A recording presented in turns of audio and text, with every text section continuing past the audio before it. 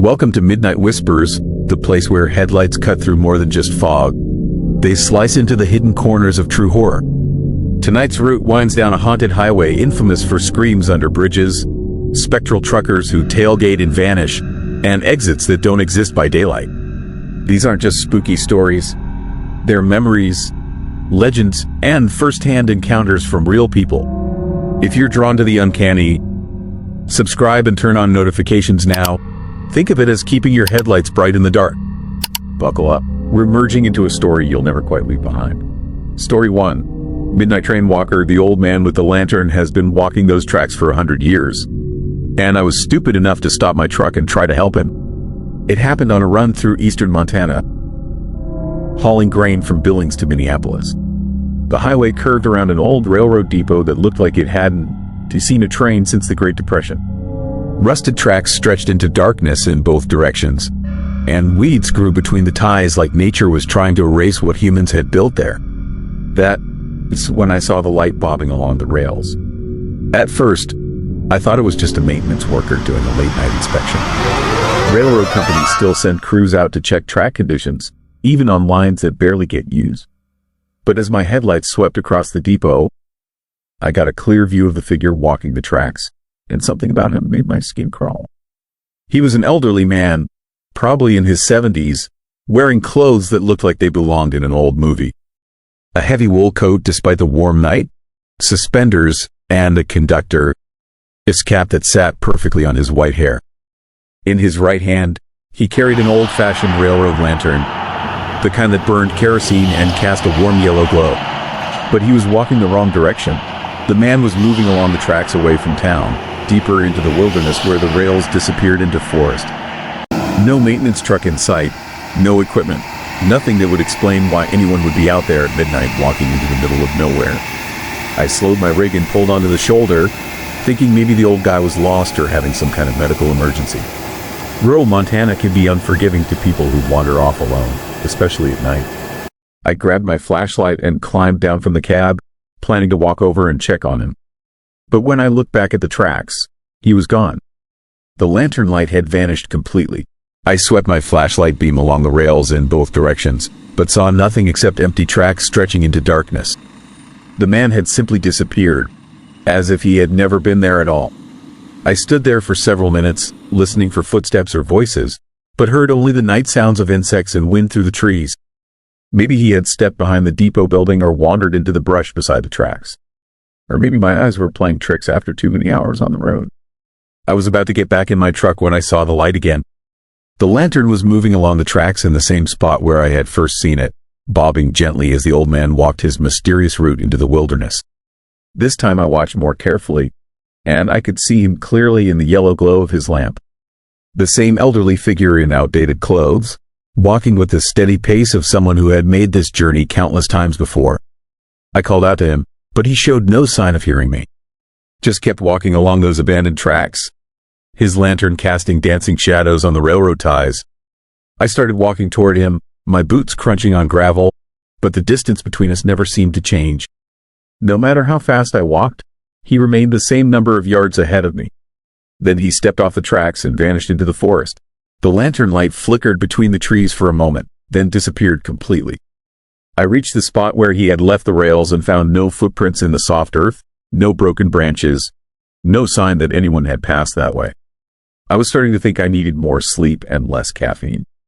20 miles down the road, I stopped at an all-night way station to get my truck inspected and grab some coffee. The clerk on duty was a weathered guy in his 60s who looked like he had been working these roads since before I was born. While he processed my paperwork, I mentioned what I had seen at the old depot. His pen stopped moving across the forms. He looked up at me with an expression I couldn't read, somewhere between concern and something that might have been fear. Without saying a word, he stood up and walked to the wall behind his desk, where several black and white photographs hung in cheap frames. He pointed to one of them. The photograph showed a group of railroad workers standing beside a steam locomotive, probably taken in the 1920s based on their clothing and the style of the train. The men were posed formally for the camera, wearing the heavy coats and caps typical of railroad employees from that era. In the center of the group stood an elderly man holding a railroad lantern. It was the same man I had seen walking the tracks, the same face, the same clothes, even the same lantern. The photograph was nearly a century old, but the figure in it was identical to what I had witnessed just an hour before. The clerk tapped the photo with his finger and read the caption written in faded ink below it. The photograph commemorated the final run of the Northern Pacific Line through that section of Montana. The railroad had been abandoned in 1924 after a series of accidents made it unprofitable to maintain. The last conductor on that line was a man named Samuel Morrison, who had worked the route for over 40 years. According to the caption, Morrison had refused to accept the line closure. On the night the tracks were officially abandoned, he had walked the entire route one final time, carrying his lantern and checking signals that would never be used again. He was found the next morning, dead from a heart attack, still clutching his lamp at the spot where the tracks entered the forest. The clerk told me that drivers had been reporting sightings of Morrison for decades.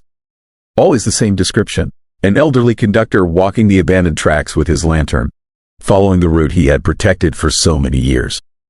The reports were so common that the state had even put up signs warning drivers not to stop for figures they might see near the old depot. But I hadn't seen any signs.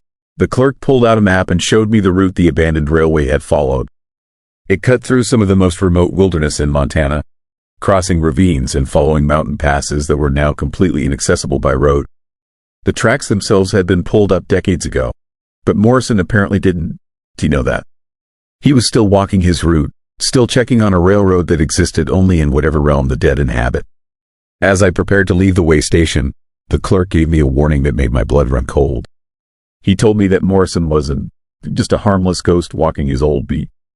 According to local stories, he was still trying to do his job, still trying to protect travelers on his section of track. The problem was that he didn't understand the tracks were gone.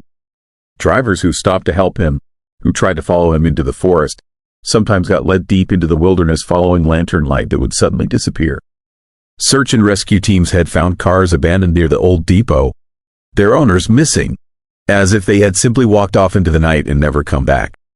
The clerk suspected that Morrison was still trying to guide people to safety, but his idea of where the safe path lay had been frozen in time in 1924. He was leading modern travelers along routes that no longer existed, to destinations that were now nothing but empty wilderness. I thanked him for the warning and got back on the road, but I couldn't shake the image of that photograph. The man I had seen had been exactly the same as the figure in the century-old picture. Not aged, not changed, as if time had stopped for him the moment his heart gave out on those abandoned tracks. For the rest of my drive to Minneapolis, I found myself checking my mirrors more often than usual. Not because I expected to see Morrison following me, but because I was afraid I might see his lantern light again and be tempted to stop. There was something about that gentle yellow glow that had seemed so welcoming, so safe in the darkness. If I hadn't learned the truth at the way station, I might have been foolish enough to follow him into the forest, thinking I was helping an elderly man find his way home. Instead, I would have followed him deeper and deeper into the wilderness, chasing a light that belonged to another century, until I became just another missing person report filed by search and rescue teams who would never understand what had really happened. Because Samuel Morrison is still out there, still walking his route, still carrying his lantern through the Montana night, still trying to do his job, even though the railroad he protected disappeared before most people alive today were even born. And he is always looking for passengers to guide along tracks that exist now only in the memories of the dead. Story 2. Corpse Bride. Resurrect. The worst part about seeing a bride covered in blood is knowing you can save someone who died 15 years before you were born. I was driving Route 93 through Nevada, returning from a construction job in Las Vegas with my truck loaded with tools and equipment. The highway cut through empty desert where you could drive for an hour without seeing another vehicle. It was the kind of desolate landscape that makes you understand why people believe in ghosts. Coming over a hill around 2 a.m., I saw the accident spread across both lanes ahead of me. An orange van had rolled multiple times and landed on its side, blocking most of the roadway. Glass and debris scattered everywhere, steam or smoke rising from the wreckage in the cool desert air. And standing beside the van, perfectly still in the middle of the carnage, was a woman in a wedding dress. But the dress was wrong. What should have been white silk was stained dark with blood that looked black in my headlights. The fabric hung in tatters, torn and shredded as if she had been dragged across asphalt. Her veil was missing pieces, and what remained clung to her dark hair like cobwebs. She stood facing away from me, not moving, not calling for help, just staring out into the desert darkness. Something about her posture made my stomach close. She was too still, too quiet for someone who had just survived a rollover crash.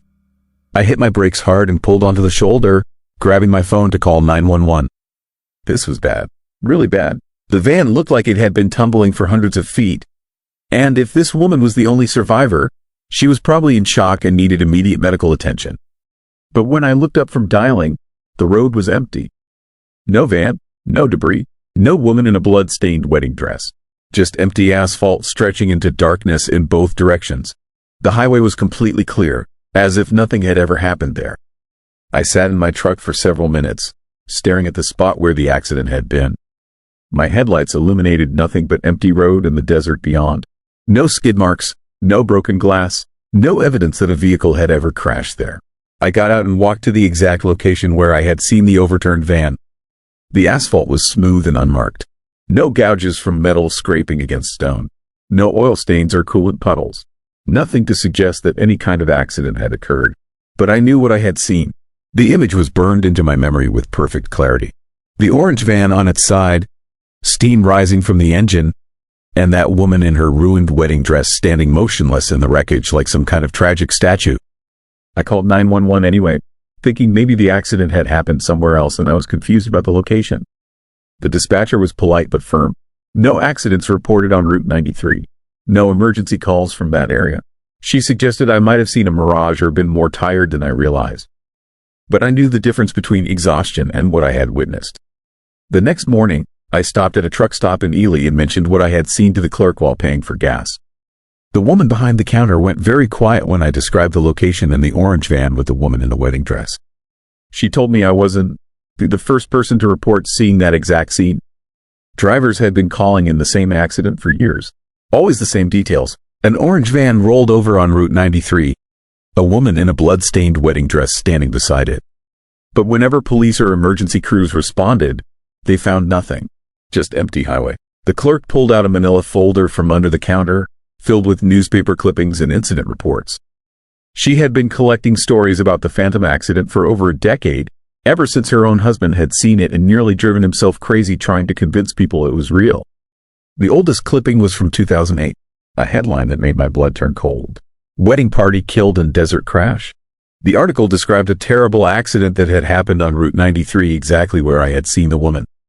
A wedding party traveling from Las Vegas to a reception in Ely had been driving through the night when their van hit a patch of black ice, invisible in the desert cold. The vehicle had rolled multiple times, killing everyone inside. The bride had been thrown from the van during the first roll. She had survived the initial crash but died from her injuries while trying to flag down help on the empty highway. Investigators estimated she had stood beside the wreckage for almost an hour before succumbing to internal bleeding. Her name was Sarah Chen, and she had been 24 years old. The photograph accompanying the article showed a young woman with dark hair and a radiant smile, wearing the same wedding dress I had seen stained with blood. But in the photo, the dress was pristine white, and Sarah looked like she had her whole life ahead of her. According to the clerk, the phantom accident always appeared to drivers traveling the same direction I had been going, cresting the hill at roughly the same time of night Sarah had died. Some people saw the full scene like I had. Others reported just seeing the woman in the wedding dress standing beside the empty road. But everyone who saw her described the same details. The blood-soaked dress, the unnatural stillness, the way she faced away from the approaching vehicle, staring out into the desert as if waiting for something that would never come.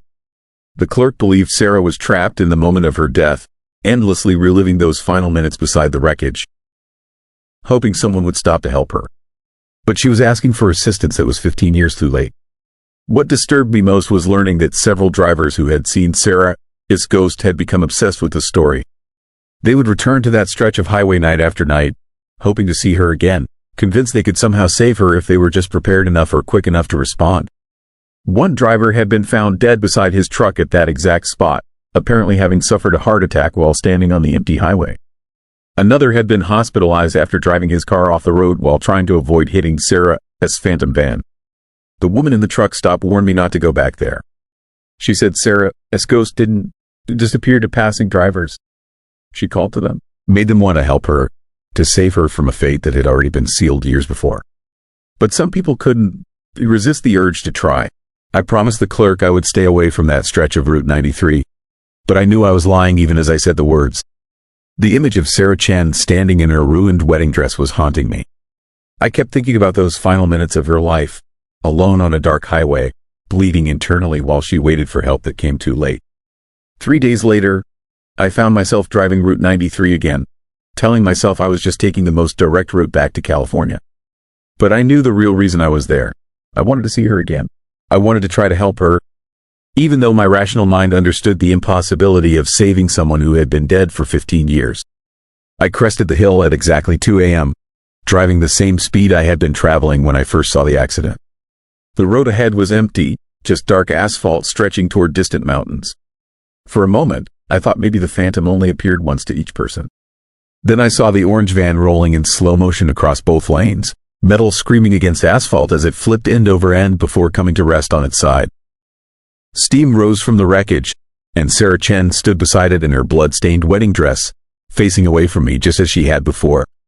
But this time, as I approached, she slowly turned around. Her face was exactly as it had been in the newspaper photograph, young and beautiful, but her eyes held the terrible knowledge of someone who understood she was dying. She looked directly at me through my windshield and raised one hand, not in a wave of greeting, but in a gesture of desperate plea for help. I wanted to stop. Every instinct in my body screamed at me to slam on my brakes and run to help her. But I forced myself to keep driving, to pass through the phantom scene without stopping, because I finally understood what the clerk had been trying to warn me about. Sarah wasn't just replaying her death. She was trying to save herself by convincing drivers to take her place. Every person who stopped to help her, who got out of their vehicle on that cursed stretch of highway, became part of the accident that had claimed her life. In my rearview mirror, I watched her grow smaller and smaller until the darkness swallowed her completely. But I could feel her eyes on me for miles afterward, filled with the desperate hope of someone who would never stop believing that the next driver might be the one to save her from a fate that had already been written in blood on the desert asphalt. Story 3. Smiling figure at the door. Something smile back at you from the darkness, and you realize too late that you parked next to a place where the dead never learned to stay buried. I was hauling medical equipment from Portland to Sacramento, running behind schedule after a delayed pickup. The GPS routed me through back roads to avoid construction on I-5, taking me deep into the Oregon countryside where small towns appeared and vanished like ghosts between stretches of empty farmland. Around 2 a.m., exhaustion hit me like a brick wall. My eyelids felt like sandpaper, and I started seeing shapes in my peripheral vision that weren't there when I turned to look. I needed sleep, but truck stops were scarce on these rural roads. That is when I spotted what looked like a perfect place to rest. A wide gravel pull-off appeared beside the road, surrounded by old oak trees that would hide my rig from passing traffic. The area seemed quiet and isolated, exactly what I needed for a few hours of uninterrupted sleep. I guided my truck off the asphalt and positioned it under the largest tree, where the branches would provide cover from any curious local police. The silence hit me immediately after I cut the engine. No highway noise, no distant farm equipment, not even the sound of insects or night birds. Just an absolute quiet that felt thick and unnatural, like the air itself was holding its breath. I locked my doors out of habit, though crime was rarely a concern in rural areas like this. The cab felt secure and comfortable, my familiar space in an unfamiliar location. I set my phone alarm for 4 hours and settled into the sleeper berth, ready for some much-needed rest. But sleep wouldn't come. The temperature inside my cab began dropping despite the warm October night. Within minutes, I could see my breath fogging in the air, and frost started forming on the inside of my windows. I cranked up the heater, but the cold seemed to seep through the metal walls of my truck like water through a sieve. That's when my cabin light flicked on by itself. The sudden illumination blinded me temporarily, and as my eyes adjusted, I saw something that made my heart stop. The passenger door was standing wide open, letting the frigid night air pour into my cab. I knew I had locked that door. I distinctly remembered checking all the latches before settling in for the night. But there it was, hanging open like an invitation, with darkness beyond that seemed deeper and more complete than it should have been. I grabbed my flashlight and climbed out of the sleeper berth, approaching the open door with growing unease. The passenger seat looked normal, undisturbed, but the air flowing through the opening carried a smell that made my stomach turn. Something sweet and cloying, like flowers left too long in stagnant water. I stepped outside to close the door and check the surrounding area. My flashlight beam swept across the gravel pull-off, illuminating nothing but empty space and the twisted shapes of oak branches overhead. No other vehicles, no signs of anyone who might have opened my truck. But as I reached for the door handle, I saw the footprints. They led from my truck toward the tree line, pressed deep into the soft earth beside the gravel. But these weren't normal footprints. They were too long, too narrow, and they seemed to have been made by feet that had never worn shoes. The impressions had an organic quality that suggested bare skin, but the proportions were all wrong for human anatomy. I followed the prints with my flashlight beam until they disappeared into the shadows between the trees. Whatever had made them had walked with purpose, moving from my truck toward something hidden in the darkness beyond my light. The smart thing would have been to get back in my truck and leave immediately. But curiosity overrode common sense, and I found myself walking toward the tree line, following the strange footprints deeper into the unknown. What I discovered changed everything I thought I knew about the place where I had stopped to rest. Beyond the first row of oak trees lay an old cemetery, forgotten and overgrown with decades of neglect. Weathered headstones jutted from the earth at odd angles, many broken or completely toppled over. Ivy and brambles covered most of the graves, creating a maze of shadows and hidden spaces that could conceal almost anything. But it was the smell that hit me first. That same sweet, decaying odor I had detected coming through my open truck door, but amplified tenfold. The scent of flowers mixed with something much worse, something that reminded me of meat left too long in a warm room. My flashlight beam revealed details that made my skin crawl. Many of the graves showed signs of disturbance, earth piled in unnatural mounds, as if something had been digging from below. Coffin wood scattered between the headstones, rotted and broken, and everywhere, those same elongated footprints pressed into the soft soil. The footprints led deeper into the cemetery, weaving between the graves in patterns that suggested familiarity with the layout. Whatever had visited my truck knew this place intimately, had walked these paths countless times before. That's when I saw the figure standing among the headstones. At first, it looked like a person in the distance, just another shadow in a landscape full of them. But as I approached, my flashlight began to reveal details that made rational thought impossible. The figure was tall and impossibly thin, with limbs that seemed too long for its torso. Its skin was pale as moonlight, stretched tight over bones that jutted at unnatural angles. But it was the face that nearly made me drop my flashlight. Where a mouth should have been was a grin that stretched too wide, filled with teeth that were too sharp and too numerous. The smile never wavered, even when the thing turned its head to look directly at me. Its eyes were completely black, reflecting my flashlight beam like pools of oil. The creature raised one elongated arm and pointed at me with a finger that ended in what looked like a yellowed fingernail grown into a claw. Then it began walking toward me with movements that were wrong in every possible way, joints bending in directions that violated human anatomy. I ran. My flashlight beam bounced wildly as I sprinted back toward my truck, illuminating glimpses of other figures rising from behind headstones and crawling out of disturbed graves. The cemetery was alive with movement, shapes that had been waiting in the darkness for someone to intrude on their domain. Behind me, I could hear the sound of bare feet slapping against earth, moving faster than should have been possible. The creatures were pursuing me, drawn by my living warmth in their cold realm of decay and abandonment. I reached my truck and threw myself into the cab, slamming and locking the door behind me. The engine roared to life, and I gunned the accelerator, spraying gravel as I fled the pull-off and returned to the safety of the empty highway. In my mirrors, I could see figures standing at the edge of the road, watching my truck disappear into the darkness. Their two wide smiles were visible even at a distance, gleaming in the red glow of my taillights. I drove straight through to Sacramento without stopping, but the memory of that cemetery and its inhabitants haunted every mile. When I finally arrived at my delivery location, I was exhausted and shaking, jumping at every shadow and unexpected sound. The worst part was the knowledge that I had been inches away from joining them. Later research revealed the truth about that forgotten cemetery. It had been the final resting place for victims of a plague that had swept through the area in the 1890s. Dozens of people buried quickly in unmarked graves, their bodies never properly prepared for burial due to the fear of contagion. Local legends claimed the dead in that cemetery had never found peace. They were said to rise on cold nights, searching for the living to join their eternal vigil in the shadows between the headstones. But legends were supposed to be just stories, weren't they? I never took that route through Oregon again, but sometimes I wonder about other drivers who might have made the same mistake I did. Tired truckers looking for a quiet place to rest, unaware they were parking next to a graveyard full of things that smile in the darkness and open doors that should stay locked. Because now I know the truth about certain places that appear welcoming to travelers. They are not safe harbors for the weary. They are traps, carefully positioned to lure the living close enough for the dead to reach out and drag them into whatever cold eternity waits beyond the grave.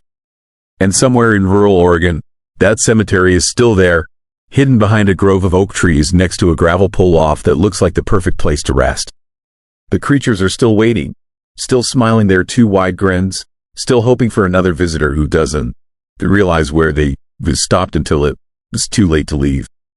Story 4. Ball from nowhere. The bright red rubber ball slammed into my windshield at exactly 2:17 a.m., moving fast enough to crack the glass before bouncing off into the darkness behind me. My hands jerked the wheel hard left, tires screaming against asphalt as I fought to keep my pickup truck on the narrow mountain road. My heart hammered against my ribs as I hit the brakes, expecting to see a small body in my headlights.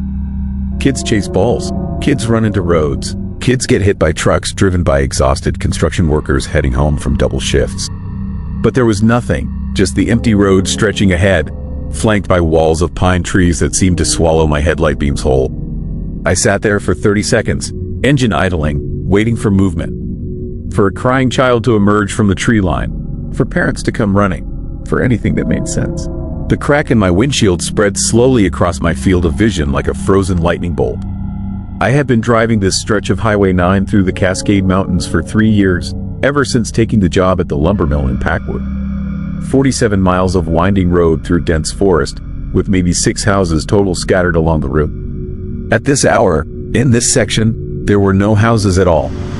No driveways, no mailboxes, no signs of human habitation for at least 15 miles in either direction. So where did the ball come from? I pulled over to the shoulder and grabbed my flashlight from the glove compartment. The October air bit through my flannel shirt as I stepped out and walked back along the road, scanning the asphalt. The ball had to be somewhere. I found it 50 yards behind my truck, sitting perfectly still in the center of the yellow line.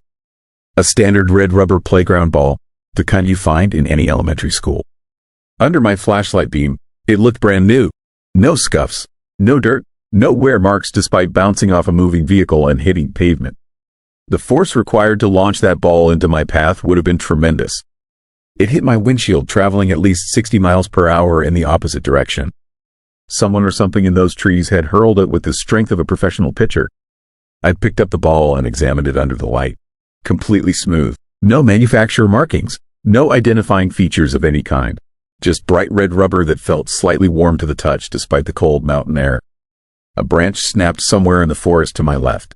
I spun toward the sound, flashlight beam cutting through the darkness between the pine trunks. The light revealed nothing but more trees receding into blackness. But something was moving in there. I could hear it now that my truck engine had stopped running. Footsteps in dried leaves, slow, deliberate, circling. The logical part of my brain suggested a deer, maybe a bear. Large animals move through these woods constantly. But the pattern was wrong.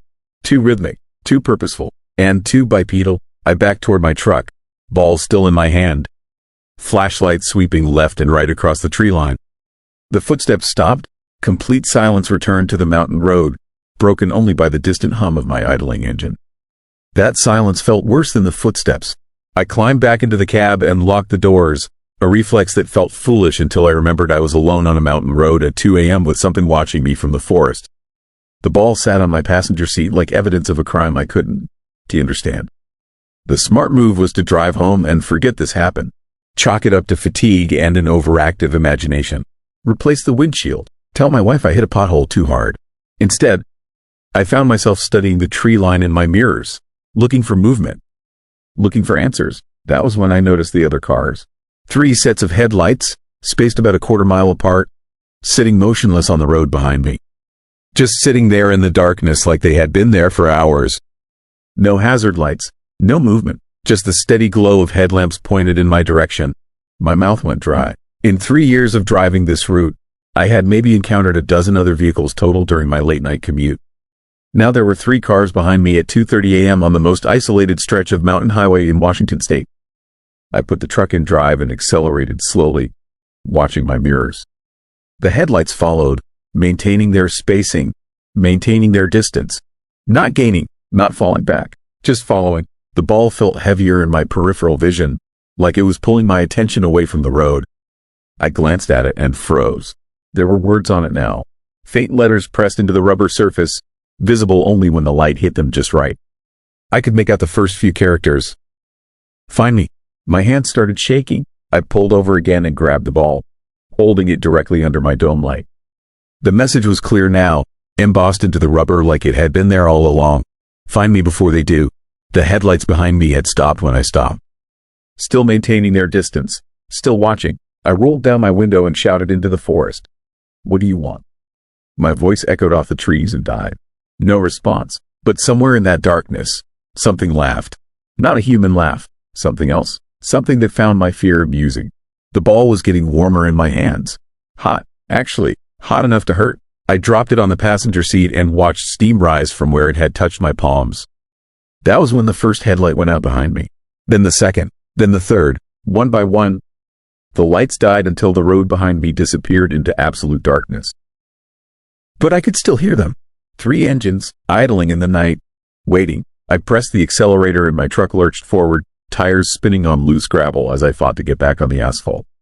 The speedometer climbed past 60, then 70, faster than safe on these winding mountain curves. Behind me, I heard the other engines rev to life. The chase lasted 15 minutes that felt like hours. Every time I checked my mirrors, the headlights were closer. Not just following now, but gaining, hunting. The ball bounced and rolled on my passenger seat with each sharp turn. And every time I looked at it, there were more words. More messages appearing in the rubber like invisible ink under heat. They found the others, the missing ones. You were next. I took the next curve too fast and felt my rear tires break loose. The truck slid sideways across the center line before I corrected, but the headlights behind me never wavered.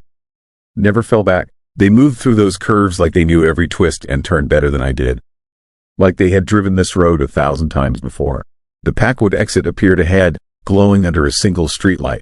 Civilization. Safety. I took the off-ramp at 50 miles per hour and flew down into town, expecting the pursuit to end. The headlights followed, through the sleeping town, past the closed gas station and shuttered diner. The 3 vehicles stayed with me. No longer maintaining distance, no longer being subtle, just following openly now, 20 feet behind my bumper. I pulled into my driveway and killed the engine. The headlights stopped at the end of my street and went dark. In my rearview mirror, I could see the silhouettes of 3 cars sitting motionless under the streetlight. The ball had gone cold and smooth again. No messages, no heat, just a normal red rubber ball that had somehow orchestrated the most terrifying night of my life. I grabbed it and ran for my front door. Behind me, I heard car doors slamming, footsteps on asphalt, voices speaking in a language I didn't recognize. My wife was asleep upstairs. I wanted to wake her, to show her the ball, to make her understand what had happened. But when I looked down at my hands, they were empty. The ball was gone. I checked every room in my house twice, looked under furniture, searched closets. Nothing, like it had never existed. But my windshield was still cracked. My palms still bore faint burn marks from where the ball had heated up. And when I looked out my bedroom window, the 3 cars were still there at the end of my street. They stayed until dawn, then disappeared as silently as they had arrived. The next morning, I called in sick to work and drove to the sheriff's office in Chehalis. I told Deputy Martinez everything, expecting him to think I was crazy. Instead, his face went pale when I mentioned the ball. Red rubber ball? He asked. With messages? I nodded. He pulled a thick file from his desk drawer and spread photographs across his desk. Missing persons reports. Dozens of them. All drivers who had disappeared on Highway 9 over the past 5 years. All last seen driving alone late at night through the same stretch of forest where I had encountered the ball. Every one of them called someone before they vanished, Martinez said quietly. Family member, friend, 911. All saying the same thing. They found a ball in the road, a red rubber ball with messages on it. He pointed to the last photograph in the stack. A grainy security camera image of a man loading camping gear into a pickup truck. The timestamp read 3 days ago. This is the most recent one. Jim Hendricks found his truck at the bottom of Miller Creek Ravine yesterday morning. No body, no blood, just his cell phone with one voicemail message recorded at 2:15 a.m. Martinez pressed play on an old cassette recorder. Jim Hendricks' voice filled the small office. Panicked and breathless, something threw a ball at my truck. There's writing on it. It says, "Find me before they do." I don't know what that means, but there are cars following me and I think they want. The message cut off mid-sentence. Martinez looked at me with tired eyes that had seen too many unexplained disappearances. "You, the first one to make it home, Mr. Peterson. The first one to survive contact with whatever is out there." I asked him why he thought I was different. What had saved me when it killed the others? He shook his head slowly. "Maybe you weren't supposed to escape. Maybe you were supposed to bring something back with you." That night, I found the ball on my kitchen table, sitting there like it had never left, like it belonged in my house now. The messages were different. "You eluded them home. Thank you. I'll be in touch." Outside my window, I could see new headlights at the end of my street. Not 3 cars this time. Dozens. An entire convoy of silent vehicles watching my house in the darkness. My wife asked me why I was packing a suitcase at 3 a.m. I told her we were taking a spontaneous vacation, far away from Highway 9, far away from the mountains, far away from whatever I had brought home from the forest. But as we drove east through the night, I kept checking my rearview mirror. The headlights were still there, maintaining their distance, following us wherever we tried to run. The ball sat warm and heavy in my jacket pocket, pulsing like a heartbeat against my ribs. And somewhere behind us in the darkness, something that wasn't quite human was laughing. Story 5. Shadow that warned him when something made of pure darkness points at you from the side of the highway. You better pray it was trying to save your life and not claim it. I was 30 hours into a cross-country haul from Seattle to Miami, pushing through the night on Interstate 40 somewhere in the middle of Tennessee. The kind of empty stretch where you can go 20 minutes without seeing another vehicle, where the darkness beyond your headlights feels like it goes on forever. My eyes were burning from staring at the yellow lines, and my head kept nodding forward despite 3 cups of truck stop coffee and enough energy drinks to kill a horse. I should have pulled over hours ago, but I was behind schedule and the delivery bonus for being on time would cover my mortgage payment. That's when I saw the figure standing beside the road. At first, I thought it was just another hallucination brought on by sleep deprivation. Truckers know the dangers of microsleeps and the tricks your brain plays when you've been awake too long. But this wasn't a fleeting shadow in my peripheral vision or a shape that disappeared when I looked directly at it. This thing was real, solid, and impossible. The figure stood perfectly still about 50 feet from the highway, just outside the reach of my headlights. It was humanoid in shape but completely featureless, like someone had cut a person-sized hole in reality itself. The thing absorbed light rather than reflecting it, creating a void in the landscape that hurt to look at directly. But it was the arm that made my blood turn to ice water. The shadow figure was pointing directly at me with one impossibly long, thin appendage.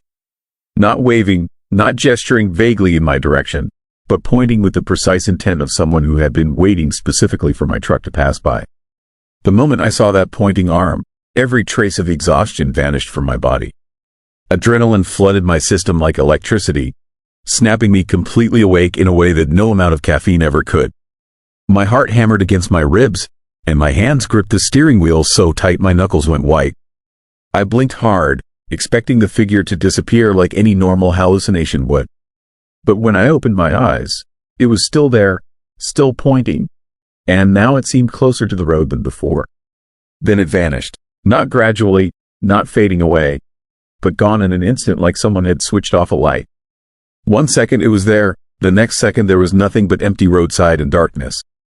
I kept driving, telling myself it had been nothing more than a sleep-deprived mind playing tricks. But the adrenaline rush had left me completely alert, more awake than I had been in hours. Whatever I had seen, real or imagined, had probably saved me from falling asleep at the wheel. A mile later, I rounded a gentle curve and slammed on my brakes. The road ahead was a nightmare of twisted metal and broken glass. A massive pileup blocked both lanes, emergency vehicles just beginning to arrive with their red and blue lights painting the carnage in hellish colors. At least 6 cars and a pickup truck were involved, some so badly mangled I couldn't tell what make or model they had been. I pulled onto the shoulder and grabbed my CB radio to report the accident, but but the state police dispatcher told me they were already aware of the situation. The crash had happened less than 10 minutes ago, she said. Multiple fatalities, road closure estimated to last several hours. As I sat in my truck waiting for traffic control to set up a detour, I did the math that made my skin crawl. If I hadn't been jolted awake by seeing that shadow figure, if I had continued driving while fighting sleep, I would have rounded this curve at exactly the wrong moment. My 70,000-pound rig would have plowed straight into the accident scene at highway speed, turning a bad situation into an absolute catastrophe. The shadow hadn't been threatening me. It had been warning me. But that realization raised questions I wasn't too sure I wanted answered. What kind of entity could predict a major accident before it happened? How had it known exactly when and where to appear to get my attention? And most disturbing of all, why had it chosen to save me? The detour route took me through back roads that added 3 hours to my trip, giving me plenty of time to think about what I had experienced. I tried to rationalize it, to find some explanation that didn't involve supernatural intervention. Maybe I had unconsciously noticed brake lights ahead or heard the sound of the crash through my CB radio. Maybe my brain had processed warning signs that my conscious mind had missed. But I knew what I had seen. The shadow figure had been real, and it had deliberately gotten my attention at precisely the right moment to save my life. Over the next few weeks, I started researching similar encounters online. What I found was a rabbit hole of stories from drivers who claimed to have seen the same type of entity. Always described the same way, a humanoid shadow that absorbed light, appearing beside highways at moments of danger. Some truckers called it the highway guardian. Others referred to it as the dark angel. But every story followed a similar pattern. The figure would appear to drivers who were in immediate danger, usually from fatigue-related accidents or mechanical failures they weren't aware of. It would get their attention, jolt them awake or alert them to the problem, then disappear once the danger passed. But there was a darker side to these encounters that made me question my gratitude for being saved. Several drivers reported seeing the shadow figure multiple times over their careers. And in every case, the sightings seemed to be leading up to something. The figure would appear more frequently, staying visible for longer periods, until finally it would approach the driver's vehicle directly. None of the truckers who described close contact with the entity had been heard from again. Their trucks were found abandoned on remote stretches of highway, engines still running, no signs of struggle or accident. The drivers had simply vanished, leaving behind only theories about what might have happened to them. I started to wonder if the shadow figure wasn't saving people out of benevolence. Maybe it was marking them, choosing specific individuals for reasons I couldn't understand. Maybe being saved came with a price that wasn't immediately apparent. 3 months after my first encounter, I saw it again. This time I was driving through West Virginia on a foggy night when the figure materialized directly in my headlight beam. It stood in the middle of the road, forcing me to brake hard to avoid hitting it. But instead of pointing at me, it simply stood there, facing my truck with that featureless void where a face should be. I sat frozen behind the wheel for several long minutes, waiting for it to move or disappear. But it remained perfectly motionless, like a living statue carved from darkness itself. Finally, it raised both arms and beckoned for me to get out of my truck. Every instinct I possessed screamed at me not to comply. But there was something compelling about the gesture, something that bypassed rational thought and spoke directly to some deeper part of my consciousness. I found myself reaching for the door handle before I realized what I was doing. That is when I saw the other trucks. In the fog beyond the shadow figure, barely visible in the dim glow of my running lights, were dozens of semi-trailers parked in perfect rows alongside the highway. They stretched back into the mist like a ghost fleet, their chrome bumpers reflecting what little light penetrated the fog. But there were no drivers visible anywhere. The shadow figure beckoned again, more insistently this time, and I understood what it was offering. It wasn't trying to harm me.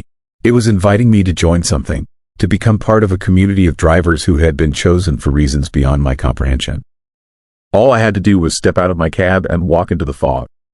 Do you know how long I sat there, engine idling, staring at that impossible scene? Part of me wanted to accept the invitation, to discover what lay beyond the veil of mist and darkness.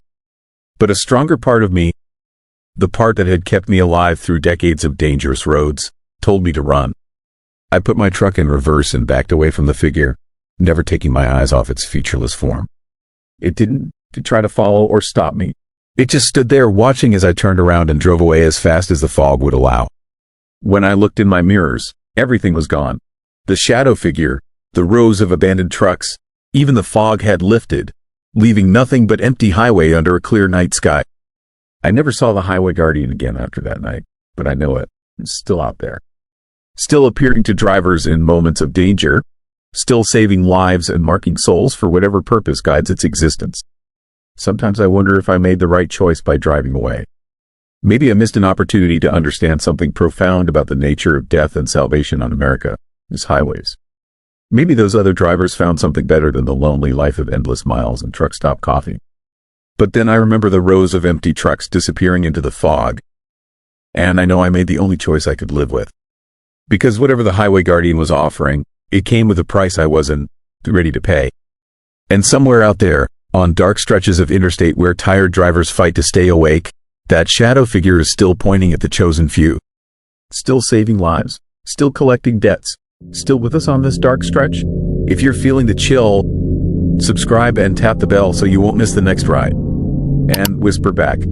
Drop a comment and tell us where you're listening from. We'd love to know whose headlights we're seeing out here. Story 6. Military exercise. The scraping sound on my roof started at 11:47 p.m. Metal on metal, like someone dragging a crowbar across the top of my 18-wheeler. I killed the engine and sat frozen in my cab, parked at a rest stop 30 miles outside Moab, Utah, surrounded by nothing but desert darkness and wind-carved rock formations that looked like tombstones in my mirrors. Something heavy landed on my trailer with a dull thump that shook the entire rig. My heart hammered against my ribs as I reached for my CB radio. But who was I going to call? The nearest truck stop was 50 miles behind me, and I hadn't seen another vehicle in over an hour on this desolate stretch of highway that cuts through the Monte La Salle National Forest. Another scrape, longer this time, deliberate. Whatever was up there was moving with purpose, working its way from the back of my trailer toward my cab. The metallic grinding sent ice water through my veins as I calculated the distance to my door locks. I had been driving freight for 22 years, hauling everything from refrigerated produce to construction equipment across 48 states.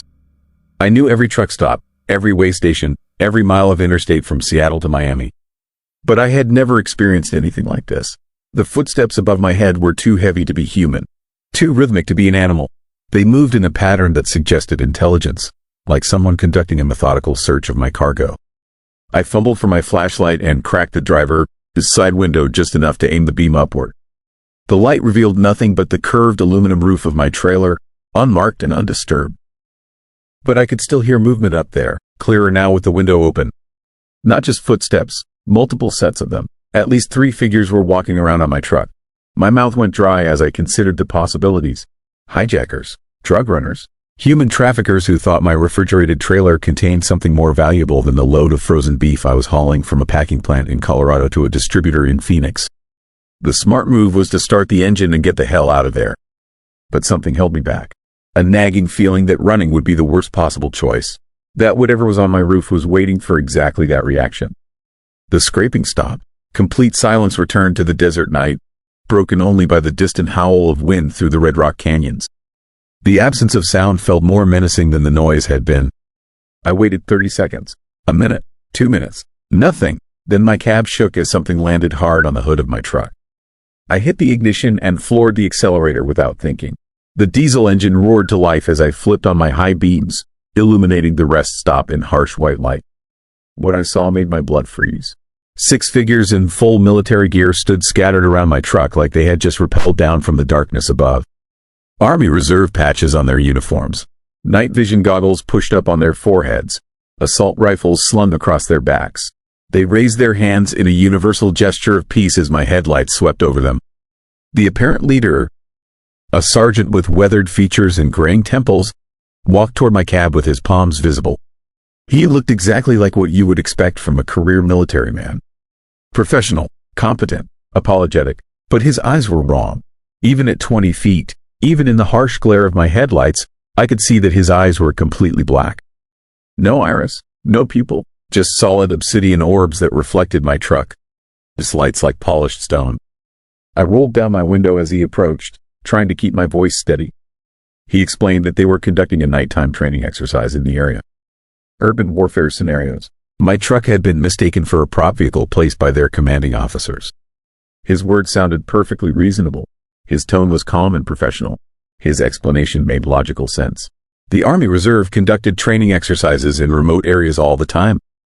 Mistaking a parked truck for a training prop was the kind of bureaucratic mix-up that happened in large organizations. But those eyes never blinked. Not once during his entire explanation. And when I looked at the other soldiers, they all had the same black eyes. 6 sets of obsidian orbs watching me with predatory patience while their leader spun his story about training exercises and honest mistakes. The sergeant asked if I was carrying any hazardous materials, any chemicals or biological samples that might explain why their instruments were picking up unusual readings from my trailer. He was very interested in my cargo manifest, very curious about the refrigerated beef shipment. I told him it was just meat, standard frozen beef products from a packing plant in Grand Junction. Nothing hazardous. Nothing that would interest the military. He nodded like he believed me, but I caught him making hand signals to his team. Subtle gestures that positioned them around my truck in a tactical formation. Whatever this was, it wasn't a training exercise. The coincidence was too staggering. 6 fully equipped soldiers just happened to be conducting nighttime maneuvers at a remote rest stop at the exact moment I decided to pull over for a break. In the middle of nowhere, Utah at nearly midnight, I asked to see his identification. Military personnel are required to show ID when interacting with civilians during training exercises. Basic protocol. The sergeant's expression never changed, but something shifted behind those black eyes. A flicker of irritation or calculation that lasted less than a second. He reached for his chest pocket and produced a military ID card that looked completely authentic under my flashlight beam. But the photograph showed a man with normal brown eyes. Human eyes, not the obsidian voids that stared at me from 3 feet away. That was when I noticed the smell, sweet and metallic, like copper pennies soaked in honey. It was coming from all of them, growing stronger as they moved closer to my cab. The desert air carried scents differently than humid climates, and the smell was wrong for the environment. Wrong for humans. The sergeant continued talking about training protocols and security clearances while his team spread out around my truck. They moved with inhuman precision. Each step calculated and synchronized like a choreographed dance. Their boots made no sound on the gravel despite the tactical gear they carried. I started my engine again and put the transmission in drive. The sergeant stepped back but didn't. He seemed surprised or concerned by my sudden desire to leave. He just watched with those terrible eyes as I pulled away from the rest stop, his team maintaining their positions until my taillights disappeared around a bend in the highway. But I could feel them following me. Not in vehicles, something else. Something that moved through the desert night without engines or headlights but never fell behind my 65-mile-per-hour pace along the winding mountain highway. Every time I checked my mirrors, I caught glimpses of movement in the darkness behind me. Shapes that ran alongside the road with impossible speed, keeping pace with my truck like wolves pursuing wounded prey. The CB radio crackled to life 40 miles later. The sergeant's voice filled my cab, clear and professional despite the fact that no military unit I knew of had access to trucker frequencies. He thanked me for my cooperation and advised me to report the encounter to my dispatcher as a standard military training interaction. Nothing unusual, nothing worth investigating, just soldiers conducting routine exercises in a designated training area. But his voice was coming from multiple directions now. Not just the CB radio, from my AM radio, from my cell phone, from the truck, this navigation system, all speaking in perfect unison, creating an echo effect that filled the cab with overlapping versions of his calm, reasonable explanation. I ripped every electronic device I could reach out of its mounting and threw them on the passenger side floor. The voices stopped, but the smell lingered. That sweet metallic scent that had clung to the soldiers was now inside my truck, growing stronger with each mile. I drove straight through to Phoenix without stopping, arriving 12 hours early for my delivery appointment. The warehouse manager was surprised to see me but didn't complain about early freight. He helped me back up to the loading dock and opened my trailer doors to begin unloading. That was when we found them. 6 body bags, military issue, stacked neatly behind my cargo of frozen beef. Each one zippered shut and labeled with name tags that matched the soldiers I had encountered at the rest stop. According to the tags, they had been killed in action 3 months ago during a training accident in the Utah desert. The warehouse manager called the police while I sat in my cab trying to process what had happened. The investigating detective was a tired-looking man named Rodriguez who had obviously dealt with his share of unexplained freight incidents over the years. He asked me the standard questions about how the bodies could have gotten into my sealed trailer. When I told him about the encounter at the rest stop, his expression changed. He pulled me aside and showed me a folder full of similar reports. Truck drivers, campers, hikers, all claiming encounters with military personnel in remote areas of Utah over the past 6 months. All describing soldiers with black eyes who asked questions about cargo and equipment. All insisting the encounters felt wrong despite perfectly reasonable explanations. Rodriguez explained that the Army Reserve had no record of training exercises in those areas on the dates in question. No units deployed, no personnel assigned to the regions where the encounters occurred. But the really disturbing part was the pattern he had discovered. Every person who reported these encounters was later found to be transporting something the authorities considered significant. Illegal weapons, stolen artifacts, undocumented immigrants, drug shipments hidden in legitimate cargo. I asked him what my frozen beef shipment could possibly contain that would interest phantom soldiers. He opened one of the boxes from my trailer and showed me what the refrigeration had preserved. Human organs, kidneys, hearts, livers, all carefully packaged and labeled for black market transplant operations. My legitimate beef shipment had been used as cover for a much more valuable cargo. The detective asked if I had any knowledge of the organ smuggling operation. I told him the truth. I had no idea what was in those boxes beyond what my manifest specified. Someone had used my truck without my knowledge, probably loading the organs during one of my required rest stops. But as I thought back to the encounter at the rest stop, I realized the soldiers had never asked about my cargo. They had asked about hazardous materials and biological samples.